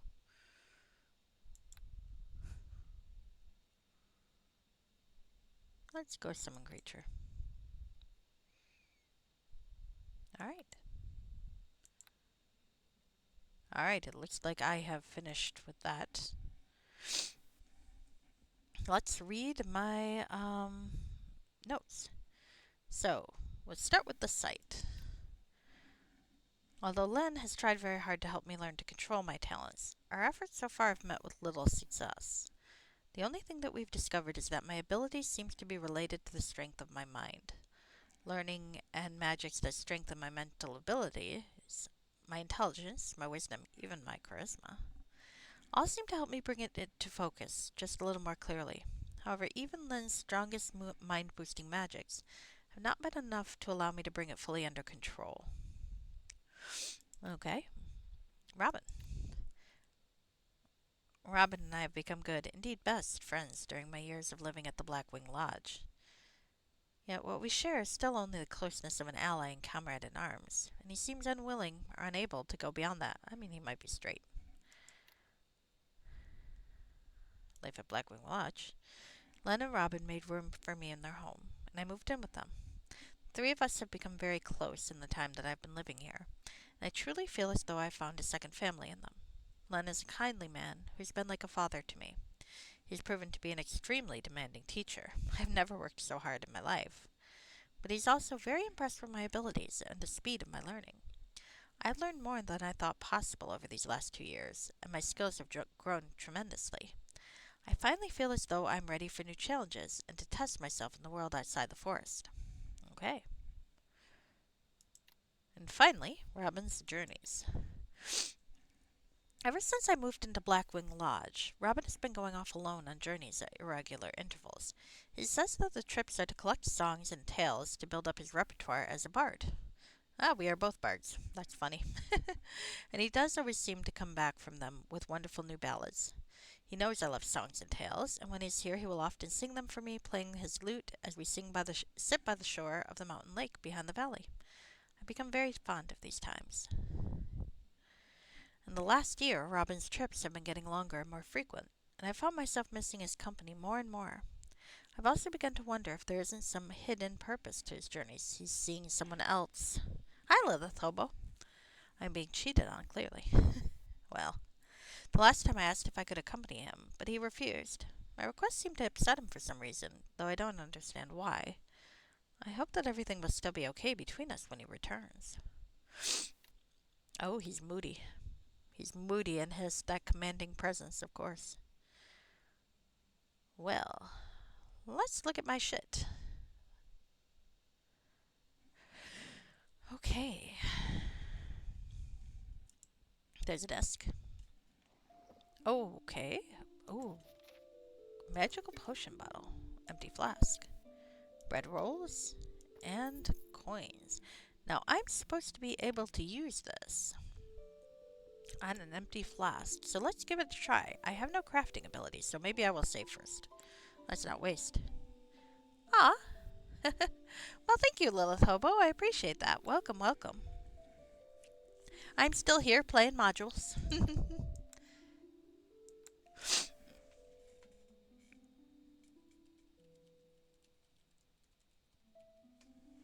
Okay. Also sniffling to myself. I hope that doesn't mean I'm catching a cold. That's all I need. And there's a cat upstairs. I should Oh, nope. She's in her bed. She came down and I wasn't paying attention. Sweetheart, what are you doing? Well, clearly she's sleeping. But that's beside the point. Alright, so now let's try this whole flask thing. Let's move the clothes to the stupid outfit. This game did not seem to take into account that I might also be a bard, but that's okay.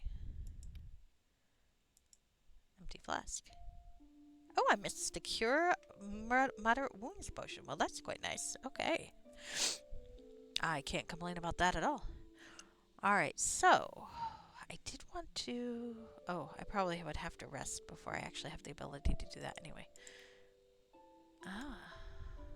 But I should figure that out. Chest of drawers. So what do I have in here? New stuff? I have a student's tunic, which is slightly more dignified than what I have. A fashion accessory. Fashion accessories make great weapons of convenience. Robin gave this to you as a Yuletide gift last year. Perform +1. Okay.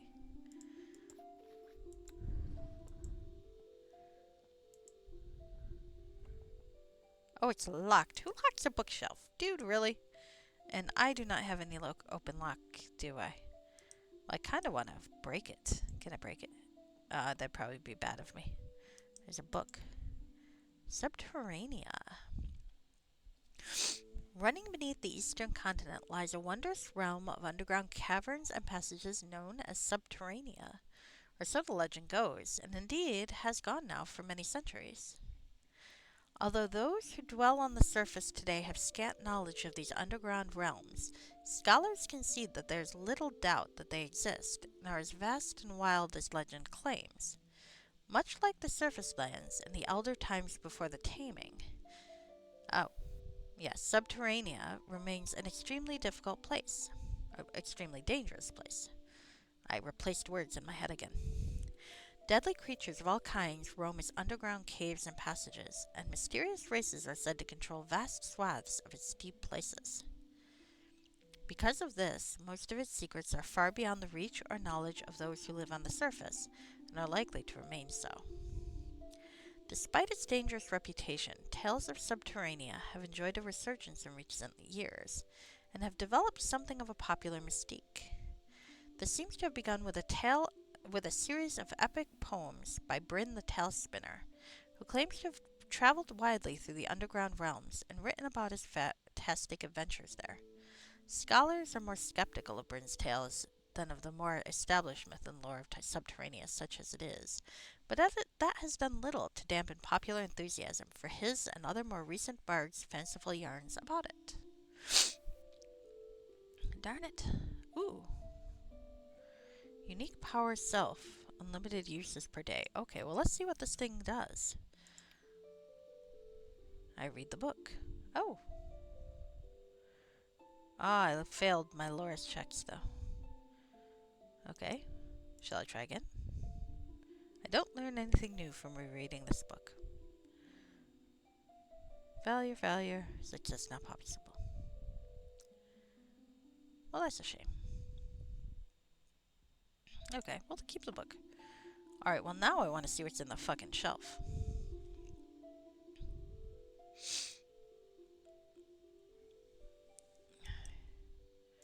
Ha! Let's A break the most shelf. helpful. Ha! Foul Ah. sorcery has turned my weapon to rubber. I like the idea that I just keep trying to break their shit. What's in his storage crate? Oh, it's locked. What's in his storage crate? Also locked. Well, damn, I wish I played a thief now. Stand still so I can hit you.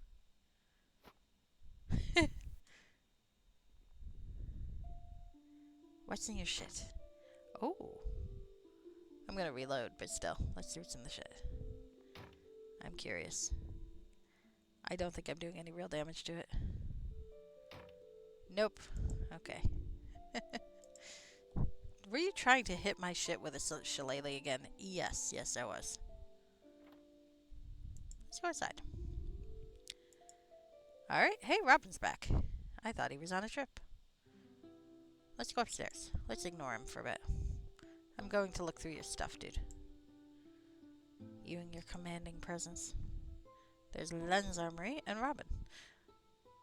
I feel like they could have made up the basement a little better nowadays. Just seems like the sort of thing. Yep, doors are locked. So how do you get in there, I wonder? Probably a secret passage of some kind. Detect? Gosh, I should have played a thief.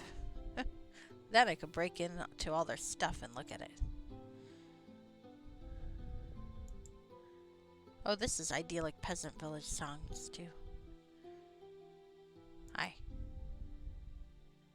Oh, I prepare a meal of bread rolls. Okay. Oh, interesting. Oh, interesting. Okay, hold on. Let's not waste shit then. Really? That's the last time I saved? Oh, okay, I saved here.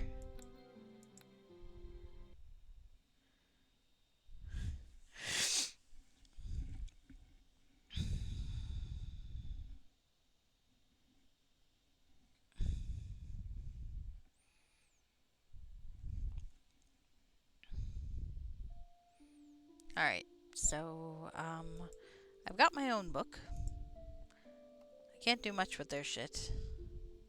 Actually, it is a pretty nice house, though. Even if I don't get to live in the nice parts. Alright, I suppose we can talk to Robin. Well met, friend. You come into the living room to find that Robin, who still looks very Greg Evigan, circa Tech War, has just returned from his last journey. His clothes are more travel-stained than usual, and he looks worn. But his face lights up when he sees you, the fatigue seeming to vanish as you greet each other. Robin, it's good to see you back. How was your trip? Did you bring back any new songs? We are birds. We communicate by songs. Hi, I'm glad to see you. How have you been? And of course I brought back some new songs. Didn't I promise I would? You did. I'd love to hear one, but have you eaten and rested yet? He grins, and you realize how much his absence has made you miss the unself-conscious friendship that's grown between you over the years. Not yet. I just got back and haven't even had time to change. I was thinking of taking a basket out to the waterfall. I could really use a good swim to get the grime of the road off me. Oh, hello. You want to come along? I can bring my lute and sing one of them for you after we eat. I'd like that. Could we go a little later? I have a couple of things I'd like to do first. I suppose I could use this short nap. Come back when you're ready. Okay, now I get to look around and peer at his stuff. I think everything good is going to be locked, but you never know. Seriously, everything's locked in this house. I could take that personally. But that's alright. Let's look around and see what there is to see. Oh, it's the valley. Okay.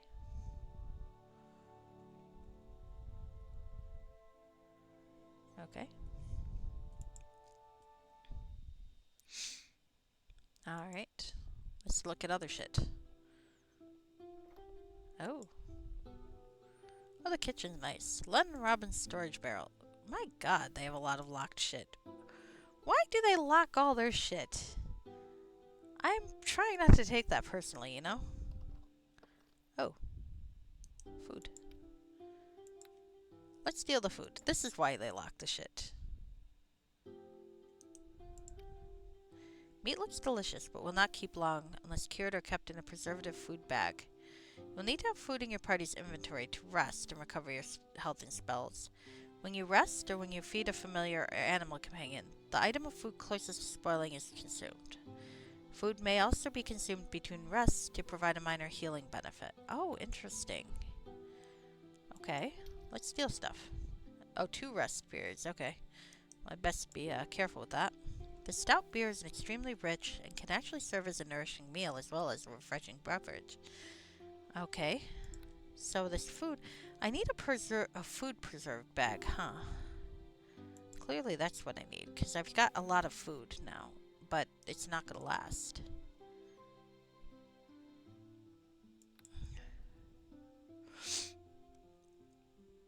Okay. There you go. Eating you out of house and home, right?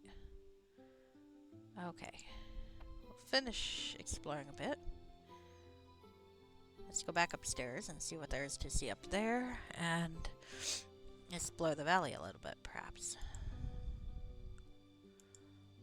Everyone's door is locked.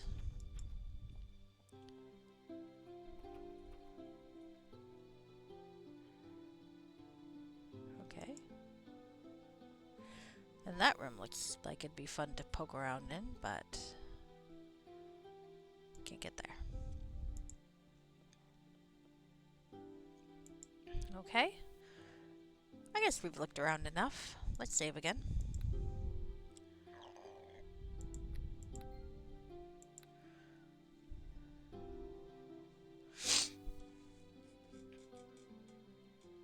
Oops. Picnic. Let's go on a picnic.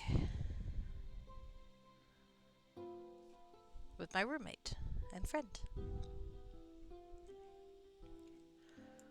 Alright. Let's see. Well met, friend. Yes. Alright. Are you ready for that swim now? You bet. And I've got us a picnic lunch already. That sounds great. Let's go. Oh, did I just strip? Like right there? Oh my god, I'm a horny bastard, aren't I? Like, you have no game or subtlety, my friend. No game or subtlety. I win. Let me know when you're ready to eat.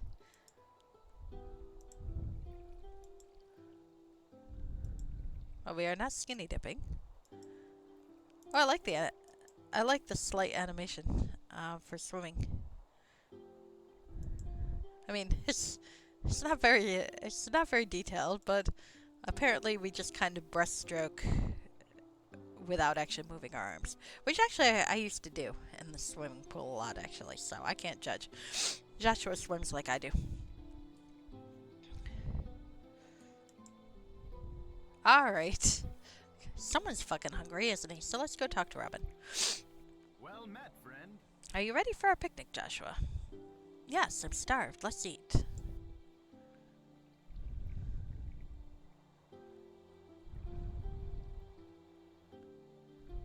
That was a good swim. Look at us all in our skivvies. Let's stand under the waterfall. I thought we were gonna go eat. Alright. That feels wonderful. We are both horny. Well, come on. Are you afraid of little water? Alright. Look at us being young men. You smile, watching Robin as he laughs happily under the cascading water. You notice several large and freshly healed scars on Robin's back. Oh, that's not good. What's he been up to?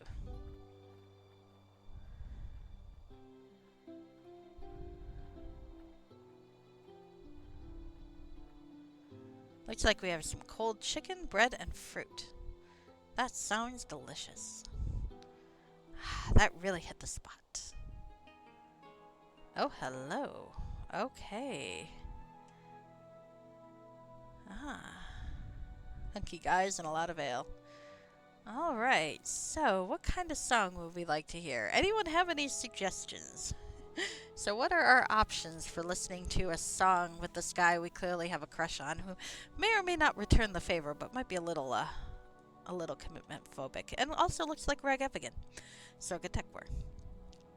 So, I can ask for something heroic. I can ask for something romantic. I can ask for something off color, wenches and a lot of ale, or hunky guys and a lot of ale. I appreciate the um. Let's go with something off color with hunky guys and a lot of ale. A body tavern song. I know a couple of those, but this isn't your usual setting for one. Just don't get any ideas, you. Who, me? Or too late?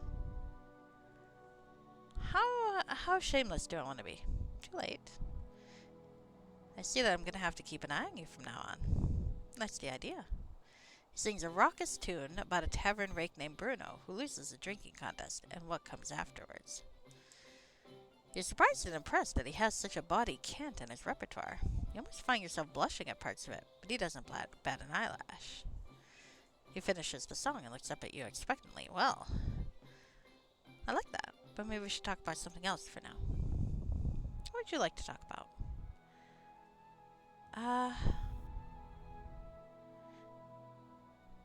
How unsubtle am I gonna be? Let's be unsubtle. Do you ever think about love, Robin? No, I don't. Why not?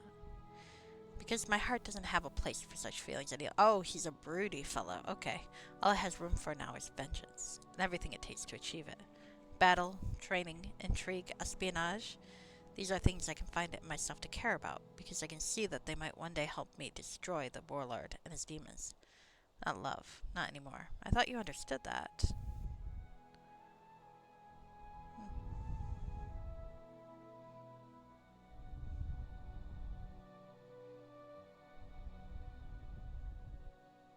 You must have lost a great deal when the warlord conquered Carlissa to feel so driven to destroy him. Have I ever told you that I was once engaged, Joshua? No, you never did. It was some years ago. Remember, I'm half-elven and quite a bit older than I look, at least by human standards.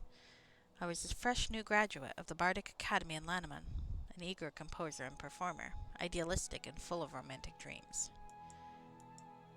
Her name was Stephanie.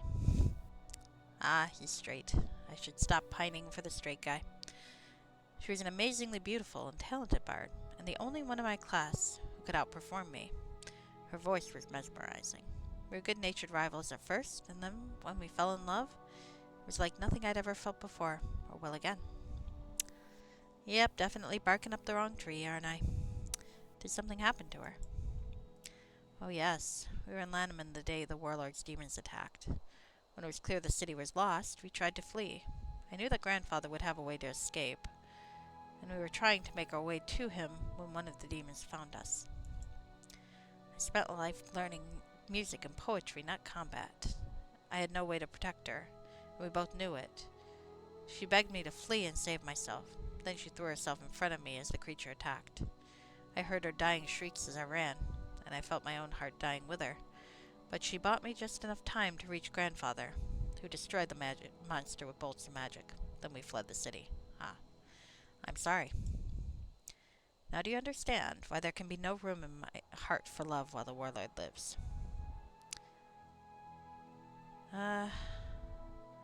Let's see. That's a little sanctimonious. I think it's wrong. Well, I can be falling in love. Let's be a hopeless romantic. I'll try to understand. Perhaps things can be different one day when the warlord is no more, but we don't have to talk about that now. Yeah, we'll go with that. Thank you. I'd hate for things to become awkward between us. You're my best friend, and our friendship and camaraderie has come to mean a great deal to me over the years. I think that's why I can relax so much when we're together like this. I'm not usually this open with anyone. We'll make a great team against the warlord when the time is right. We're both bards, dude. We're gonna get our ass kicked. I did not think ahead when I made this character. So, we're gonna fucking die. The attack of the bards. I feel the same way, but perhaps we should talk about something else now. Why won't you let me come with you on your last journey? He sets his lute down, a very serious and resolute look coming over his face. That's something I've been meaning to talk to you about. Grandfather doesn't approve, even though he raves about how your skills have been developing. At least he does when you're not around. I think it's high time that you graduated from being a student and ventured into the world outside Blackwing Lodge. Well, I've been thinking of the same thing recently. I'm glad. Grandfather doesn't want to let you on about it for some reason, but your skills are extraordinary. You can already put many seasoned adventurers I know to shame. I think he's being so overprotective because he still hasn't figured out how your talent works, or how to help you control it. He's convinced that it's terribly important to the future of the world. I know, and I'm afraid he's probably right. Just don't destroy it! We are not Bullfrog Jones, but please don't destroy the world. Robin seems taken aback by the matter-of-factness in your response. Is that something you've foreseen? That you're going to play a role in how the future develops? Is that why he's so convinced? Yes. Len is frustrated that my vision of it is so incomplete, and it's taken us years to piece together the fragments I've seen. But he's convinced that what those fragments add up to is that the future hinges almost entirely on the actions of myself and at least one other person. Probably you, given you're all hot and broody. He's become obsessed with helping me clarify that vision, but unlocking my talent seems to have stumped even him. He looks away soberly. Grandfather's stumped, and that's something that doesn't happen every day. You said at least one other person. Do you know who that other person is? Well, we think it's you, Robin. I'm not sure why. Probably because you're all broody and attractive. That seems to be the reason why, in times like this. But London seemed to find the news surprising. He said he was going to talk to you. I gather he hasn't yet.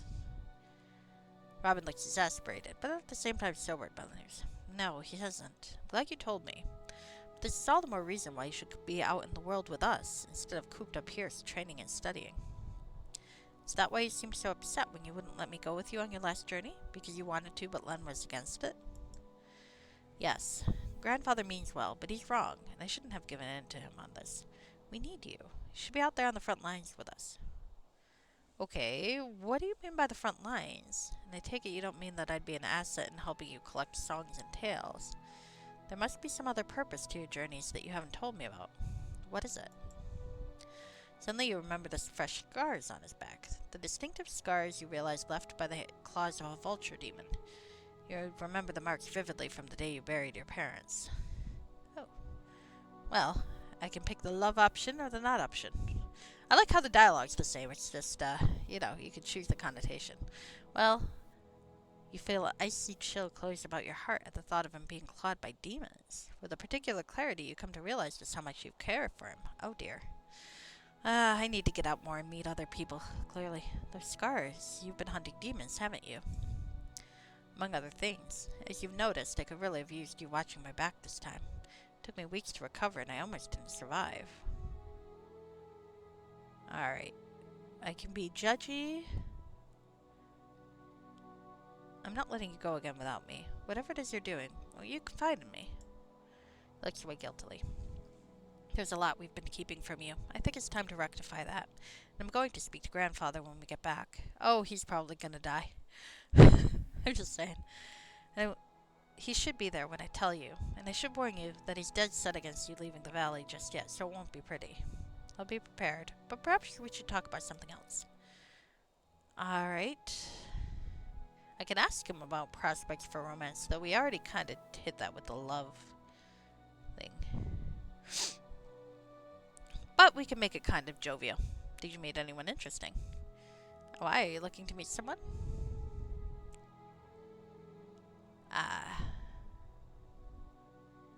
Now that you mention it, I might, but I was talking about you. No, romance. Why not? Alright, we've already got this part. Shit. I don't really want to go through all this again. Alright.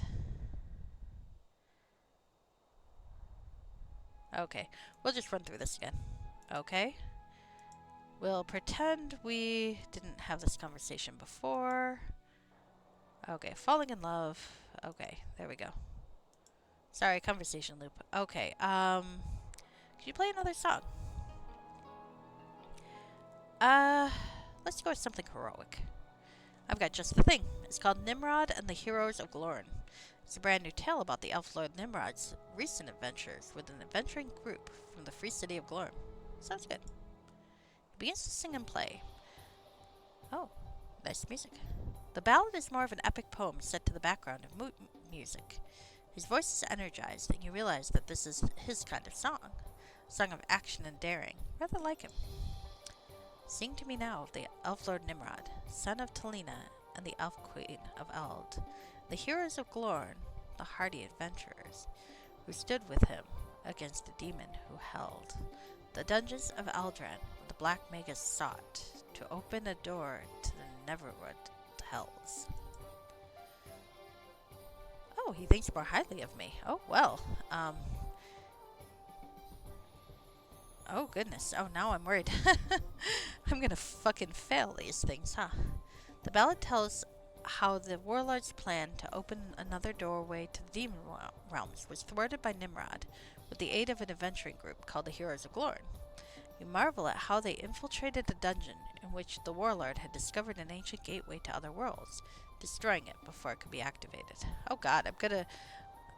now that I've gotta, like, get his dialogue points up before I can romance him, oh, that's gonna fucking suck.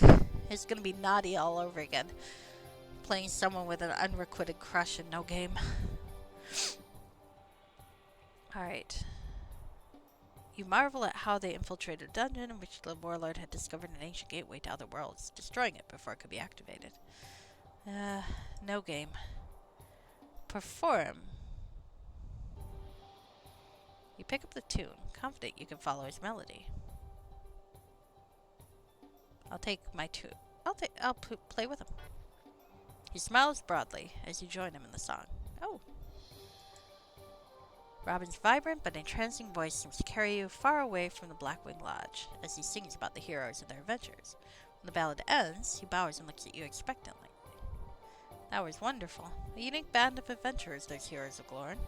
I've always liked stories and ballads about Nimrod. If a tenth of what they sing about him is true, he's quite a hero. I'd like to meet him. Tries to fail and fails to hide a knowing smile. Perhaps I'll have the opportunity one day. Maybe soon. What do you mean? Ah. That's something I've been meaning to talk to you about. Okay. We've already talked about this. So. Alright. Alright, falling in love again. Let's prepare to talk about something else. I could ask for a romantic song, but I feel like that'd be pushy. Let's go back to the lodge. Yes, you're right. We should start packing up. Thanks for coming out here with me. I really enjoy these little outings of ours. They're very relaxing. You're about to answer him when another one of your visions abruptly and unexpectedly comes to you. Two paths seem open before you, one of death and ultimate defeat, the other of hope. Of hope, but at a terrible price. What is it? Are you having one of your visions? What are you seeing? Len needs us. Back at the lodge. Now. Uh-oh. Len is gonna die. Uh-oh. Randall. Joshua. You must escape. Everything depends on it. Who the fuck is Randall? Die, Archmage. Grandfather! No! Uh-oh. Robin's singing. Let's put a shillelagh on. And let's go kill a Crimson Slayer. Oh, hey. Near death. Did he just murder the grandfather? Oh, dear. What kind of called that happening? Alright. Oh, this time I actually get to kill him. Nice. Look at that, I'm doing damage. Oh. I return to finish, you Killraven bastard. I feel like someone may... Killraven is a funny last name. Oh, and Len is dead. Let's go loot him. No, Len's body. Do we want to carry his body around? Let's carry his body around. This pack is heavier than I am. Okay. This might be a problem. Oh no. Okay. Shit, where is he?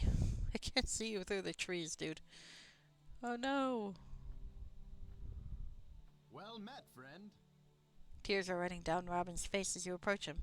In spite of them, though, his eyes look harder and more ruthless than you've ever seen them. You fear that even more of his heart is closing itself off with the loss of his grandfather. Are you alright? Are you hurt badly? There's no time for that. We have to figure out what to do, and quickly. What was that thing? It's called the Crimson Slayer. It's the most powerful of Zomarn's demons, and it serves him only reluctantly. It works on contract, like an assassin, and the warlord has to pay it extravagantly in human souls. Only the Slayer, the warlord himself, could have possibly killed Grandfather. We were very lucky that he was able to hurt it badly enough to dispel it. Why is the warlord sending a demon assassin after you?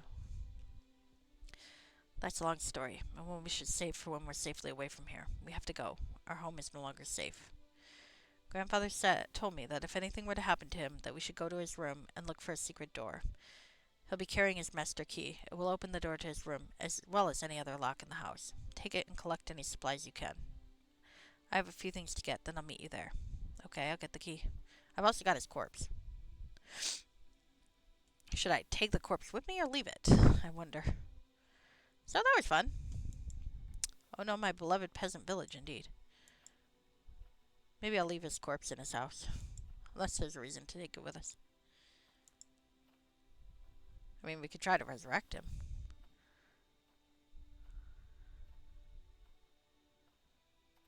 Okay.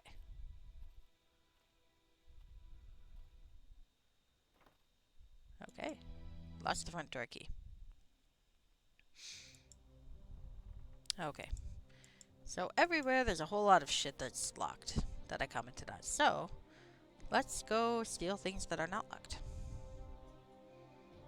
There's my room. Got shit that's locked in there too. Oh, hello. Okay, we got some potions. Poison cure. Nice. Medicinal plant, restoration. Some healing kits. Well, I quite like these, and the flasks are good because we can actually make potions. Disease. And the restoration, I definitely want to keep a flask open for that because that looks helpful. Okay.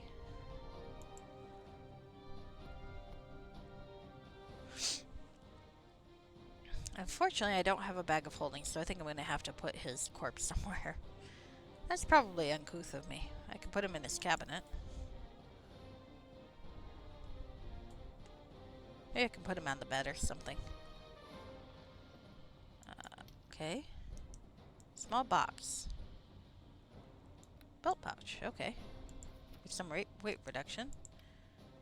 Oil lantern with firebomb capabilities. That's kind of cool.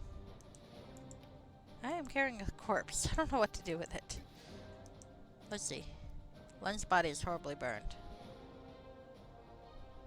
You can't bear to leave it behind, but if you bring it along to give it a decent burial, it might slow you down. Fair. Can I open the belt pouch? Because there's some weight reduction here. How am I fitting him in a belt pouch?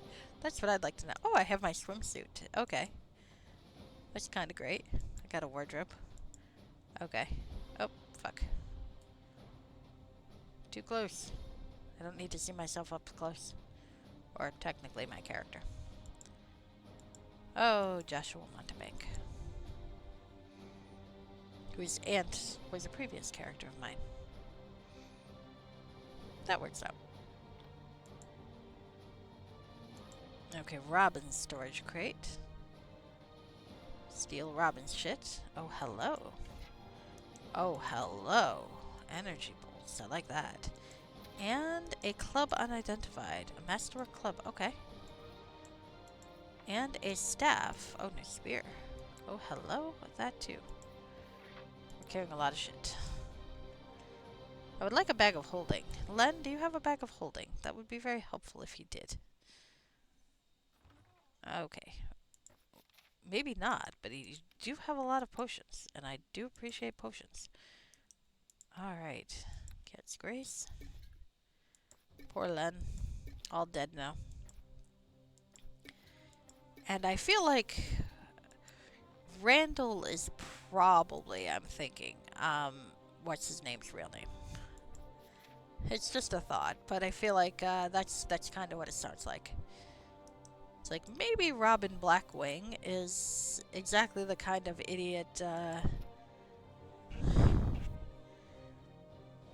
alias that someone would have. Okay, Heraldry of Carlissa. Let's read this. The Killravens have been the okay, that explains it. Right there. The Killravens have been the royal family of Carlissa since the founding of their dynasty 200 years ago by Eldrin Killraven. The guy called them Killraven. Eldrin established his capital in the city of Lanaman, which sits at the mouth of the Firth of Fejang, in the northernmost part of the kingdom.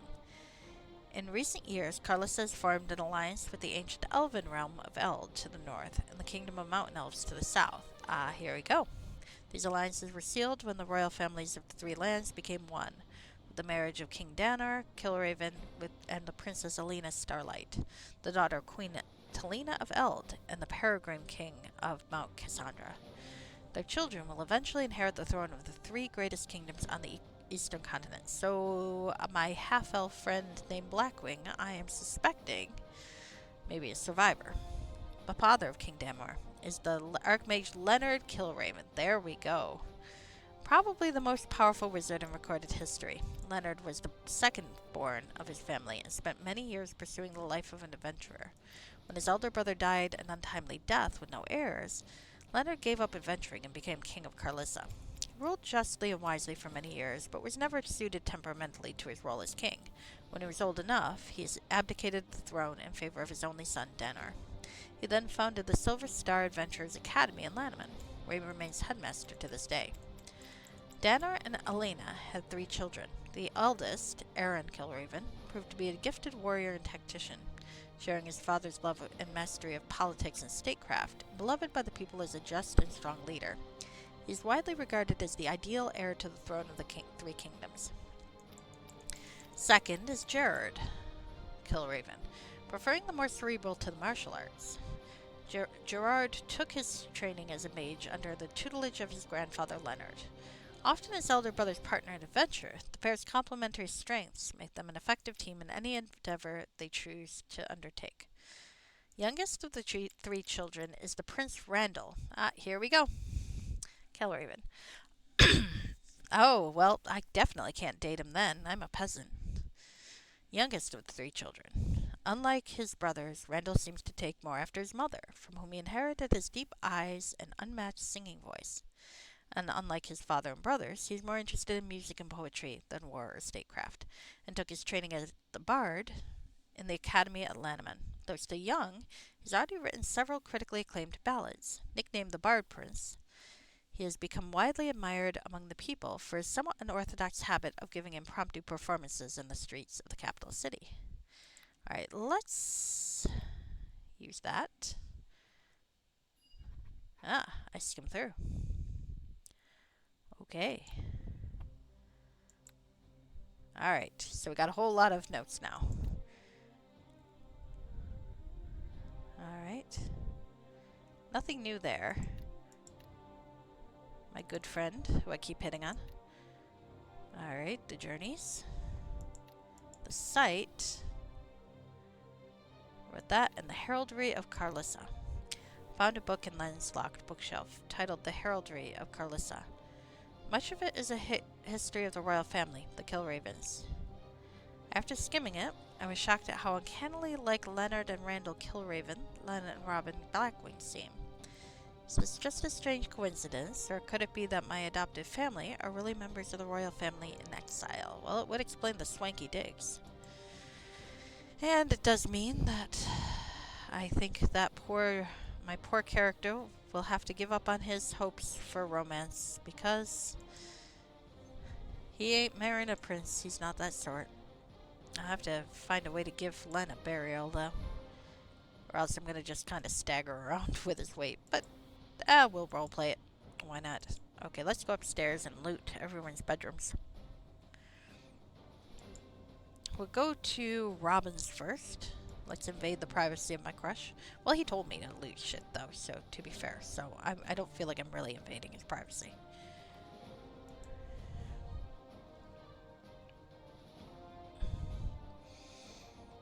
Okay, let's see what's in his closet. We can pack him some clothes. Formal suit.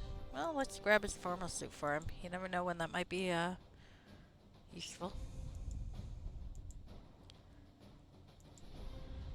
I'm impressed by the level of detail. It's a different kind of narrative-driven story than Prophet was, but still very detailed. I like it.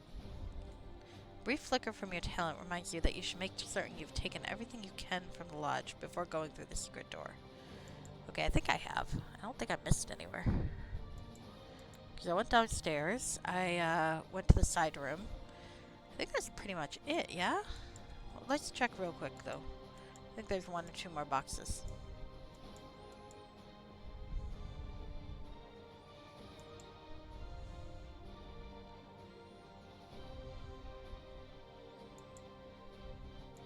I also think, and this is not the reason that my character is doing it, but I also think that maybe burying the grandfather will improve my relations with what's his name.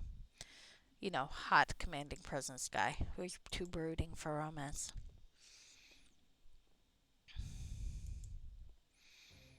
Alright, well, it looks like I've got everything I can. If I missed something, I've missed it. So let's head in here. And we need to find a secret door. How do we do the secret door? Supposedly there's a secret door. Where is the secret door? Supposedly in here.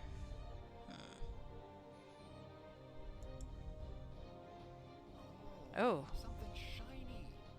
Well, there we go. I think I found the secret door. Where it's behind me.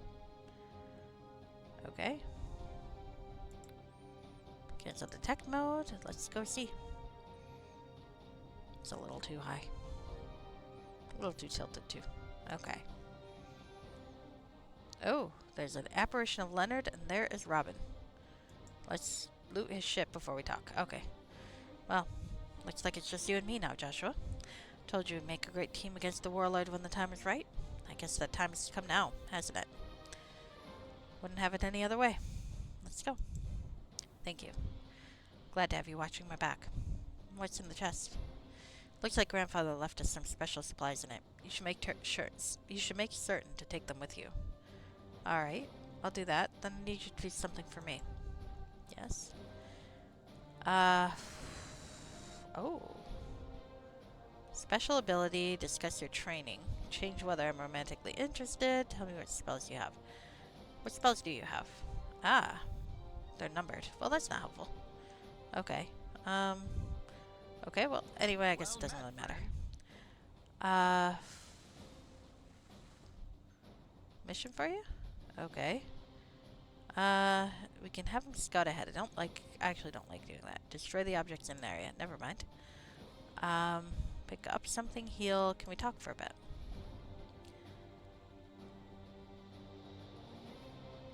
Could we share some of your special equipment? I don't think so. Okay.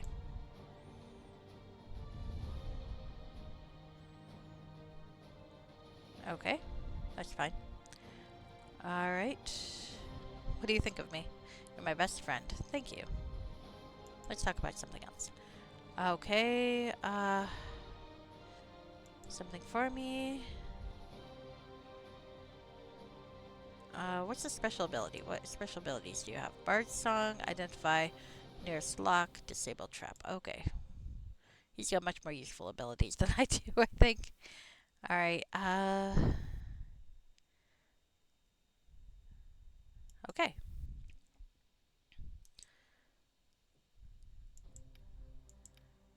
He's a bard rogue, whereas I am just a bard, but he is much higher level than me. I am 3 and he is 6. Let's open Lynn's chest. You know, you could carry the fucking thing. A bag of holding. Nice. Okay, well that's good, because we're gonna need that. I'm gonna go find Lynn's corpse. Oh wow, hardtack will last a while. Exquisitely fine magical wand bears an engraving with the initials LK. Features a magically charged star sapphire at the tip and 2 prongs ending in a charged metal balls. When activated, the charge arcs into the gem and stimulates it into releasing its magical energy. Ah, magic missile. 1 use per day. Nice. Okay. But what's the charge then? Is it a finite number of uses per day? I might have to play with that. Alright. Call your allies if you become separated. That's good to know. Okay, hard attack some more. Companion healing kit. Some crafting shit. Why not? I ain't crafting anything, but there you go. Masterwork dagger. Okay. So one thing I would like to do is open a bag of holes. Well, let's get my mentor out of my belt pouch. There's something very funny about that to me. Like, how did I even fit him into a belt pouch? I don't know. But my mentor is in my belt pouch, and I should probably take him out of there. Adventurer's Guide. Oh, what's that? Oh, I can use it. This book was a gift? Okay. I can... It's lore, spellcraft, legend lore, 1 use per day. Unique power. Okay, so I can use it to change the module difficulty. That's good, because I suck. Where did I put his body? I put it in a bag. Where's the bag? Did I lose the bag? I hope not, because I'm walking slow, so I should have the fucking bag. Oh dear. Look, dude, I'm sorry. I've lost your mentor. Did I drop the bag? I didn't think I dropped the bag. There he is. It's hilarious that he fits in there. Okay, let's take him out of the bag. This pack is heavier than I am. That's probably true, dude. Alright, so let's put him in the bag of holding.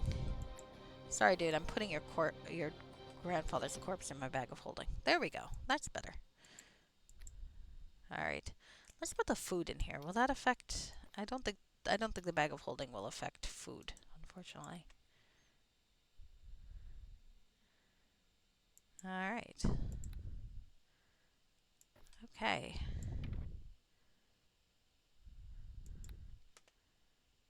Alright. So, Robin, can I see your regular inventory? I can. Blue steel armor. That's nice. Robin's armor is an extremely fine suit of light blue steel chainmail. It was forged by the ancient elven smiths of Eld during the height of their powers centuries ago. Enchanted to make the wearer resistant to damage. It is one of his most prized possessions, and he will not easily part with or sell it. Well, I don't want your shit. Some arrows unidentified. Fire arrows are nice. Healing kit for his loot, bow, and a sword. Okay.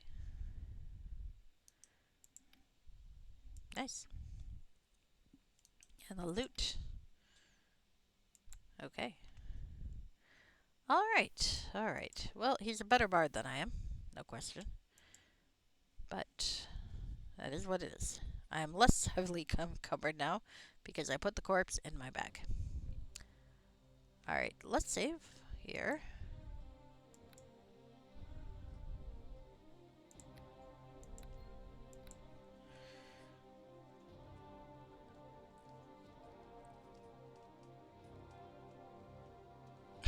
Dead Grandpa, no! Okay. Let's talk to Leonard's apparition. You see a ghostly apparition of Len, dressed in mage robes. The apparition looks at both you and Robin as you approach, an expression of relief on its kindly features. If you're seeing this, then I am dead, killed by the servants of the warlord. I am only a projection, a programmed recording left behind for you to be triggered in the event of my death.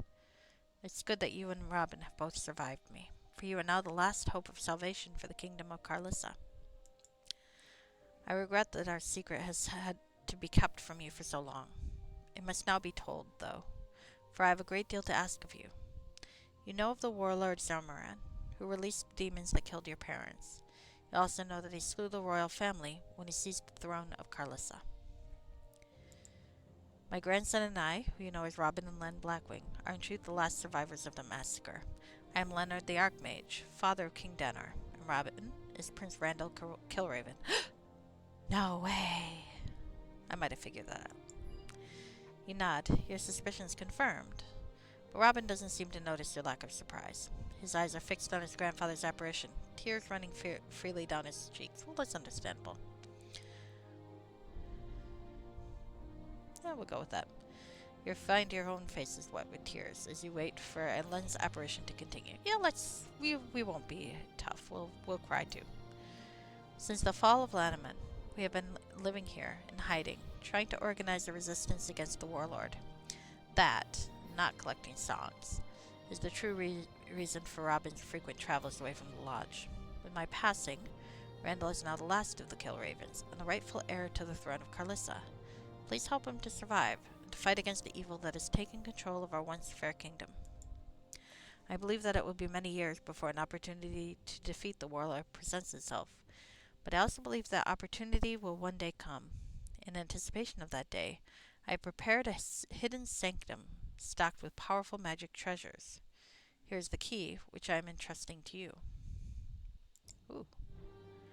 I'm giving it to you because you possess a unique talent, one of a kind that even I, with all of my arcane knowledge, have never before seen.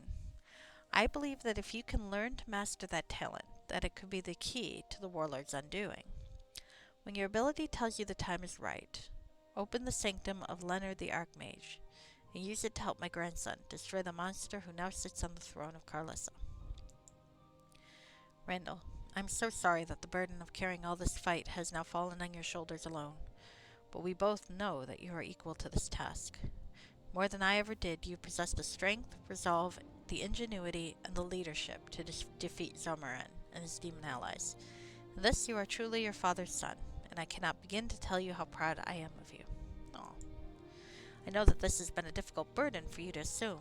You were not firstborn, and did not expect the responsibility of one day sitting on the throne. You are going to be a bard, a composer and singer of great songs and musics. Try to keep that part of your soul alive if you can, for the day when you can once again lay down your sword and pick up your lute. If your heart must become steel to wage this fight, do not let it become cold also. Robin says nothing, but you can see his eyes become even brighter with tears than before. Aw. He addresses you both now. You must be careful. After Joshua found us here 2 years ago, I installed spells and traps to defend our valley. They've been triggered. Demons are already massing in the North Forest and are trying to force their way in. My defenses will not hold them for long. You can no longer escape that way. Then we're trapped. That's the only way out of the valley. Not quite. I have prepared an escape portal. I like how he somehow knows that I was going to say that. I have prepared an escape portal that will take you high into the mountains south of here, above the waterfall. The south walls of the valley are sheer, so it's nearly impossible to reach the mountain paths by climbing. If you go swiftly, you can escape without being observed. The warlord does have winged servants, so do not tarry. Give them time to start searching the cliffs and spot you. Once the demons breach the lodge, it will be destroyed in an explosion of magical fire, so do not tarry here either. I understand. We'll leave immediately. Where do we go? I scaled the cliffs when I was younger, so I know the mountain paths south of here. It takes a long time and you need climbing gear, but you can eventually get to them. But they don't go anywhere. They all lead to dead ends. I know all about that, grandson. It's your reckless and youthful climbing that gave me the idea to explore the mountain paths myself, in the first place.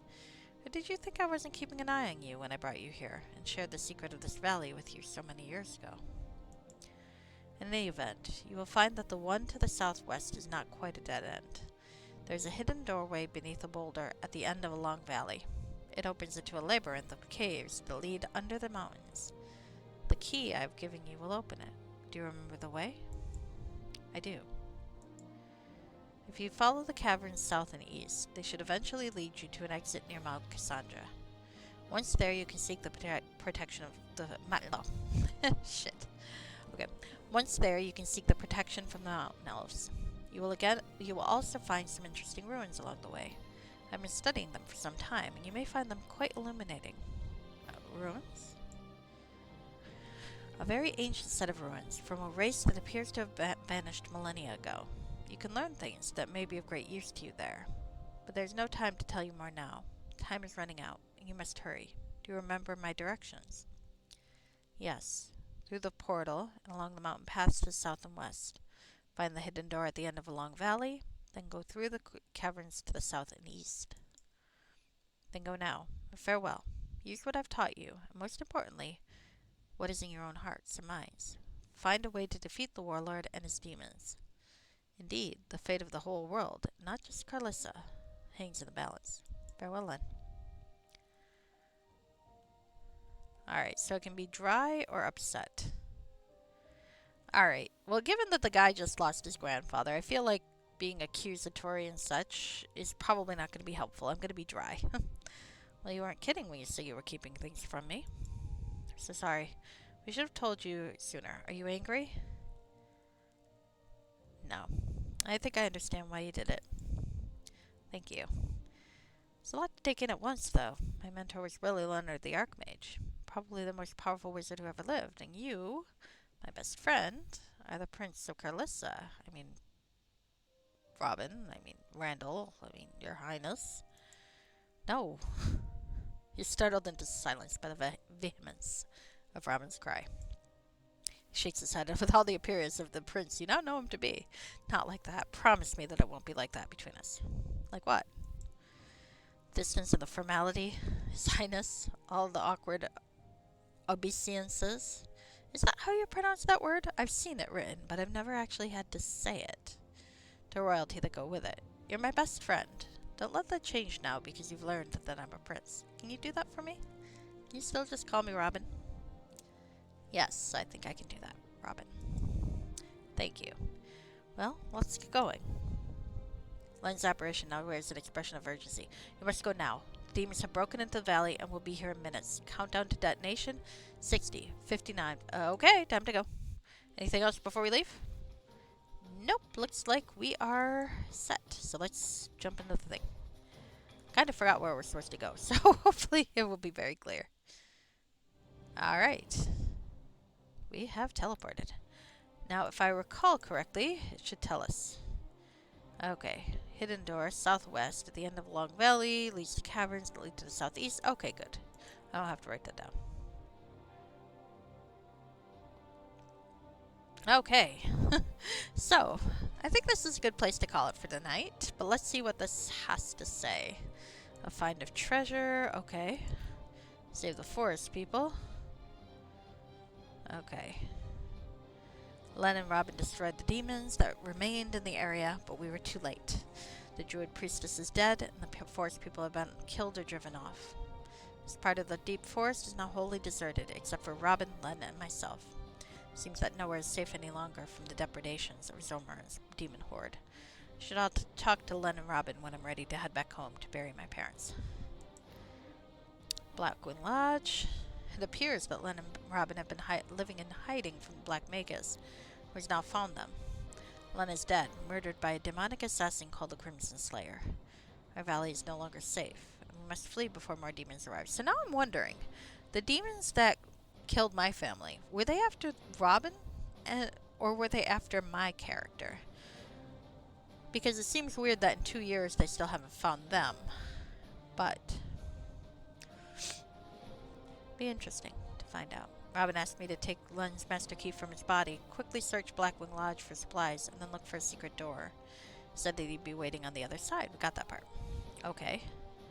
Sanctum of the Archmage.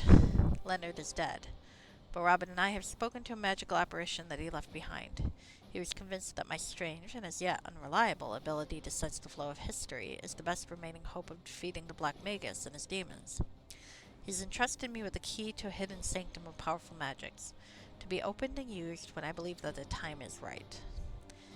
It may be years until a confluence of events that could lead to the warlord's defeat finally presents itself. And even then, unless I can learn to control my power, I may never even see it. It's a strange feeling to know that the fate of the world rests in your actions, and I'm still trying to get used to it. Well, I did want to lead a life of adventure. Robin. I confess I'm still in a state of shock. My mentor, Len Blackwing, was in truth the great Archmage, Leonard Kilraven, and his grandson, Robin, my best friend, who I have a deep crush on, is the Prince Randall Kilraven, which means he's out of my league. The last of the royal family and rightful heir to the throne of Carlissa. Yep, my character's gonna have to give up on his romantic aspirations, I think. The overthrow of Carlissa. The time has come for me to leave the forest and to join Robin's rebellion against the warlord Zomaran. We are overwhelmingly outnumbered, and our prospects are grim. But my sight has told me that if I do not take this course, then the entire world is doomed to slavery at the hands of the Black Magus and his demons. Oh, probably good to know. At last the full purpose of Robin's journeys away from the lodge have been revealed. In reality, the Prince of Carlissa in exile, he's been working to organize a resistance against the reign of the warlord. When he wants me to join. Well, I'm glad to join. And finally, heraldry. I found a book in Len's locked bookshelf titled The Heraldry of Carlissa. Many of it is a history of the royal family. After skimming it, I was shocked at how uncannily like Leonard and Randall Kilraven, Len and Robin Len and Robin Blackwing seem. And now I know this is no coincidence. Len and Robin are in fact Leonard and Randall Kilraven. Blackwing Kilraven. There we go. Okay. So it seems like this is a good place to call it for the night. A short stream as my streams always are. I don't have the stamina for long streams. Though I admire folks who do. Alright, so saving.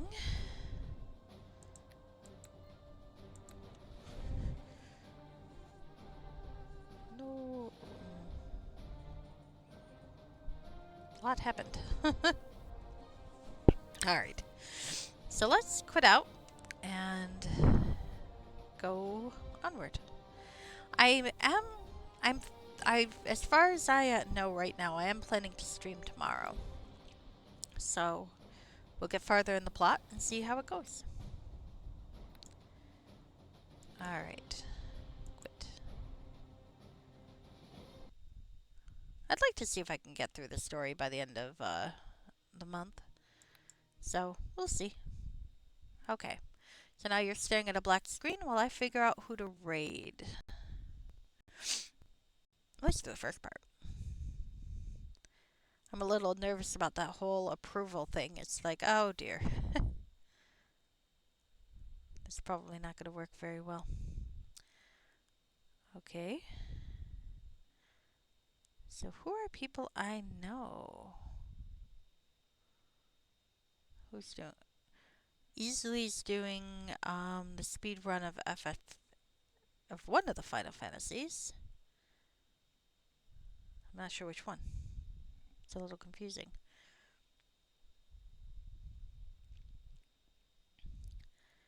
He's always good to watch. Mr. Yurik is playing Pathfinder Kingmaker. That's kind of cool.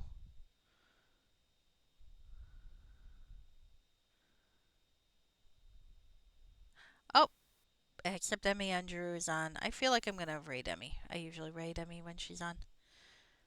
Because she's fun. And Final Fantasy IX is always good watching.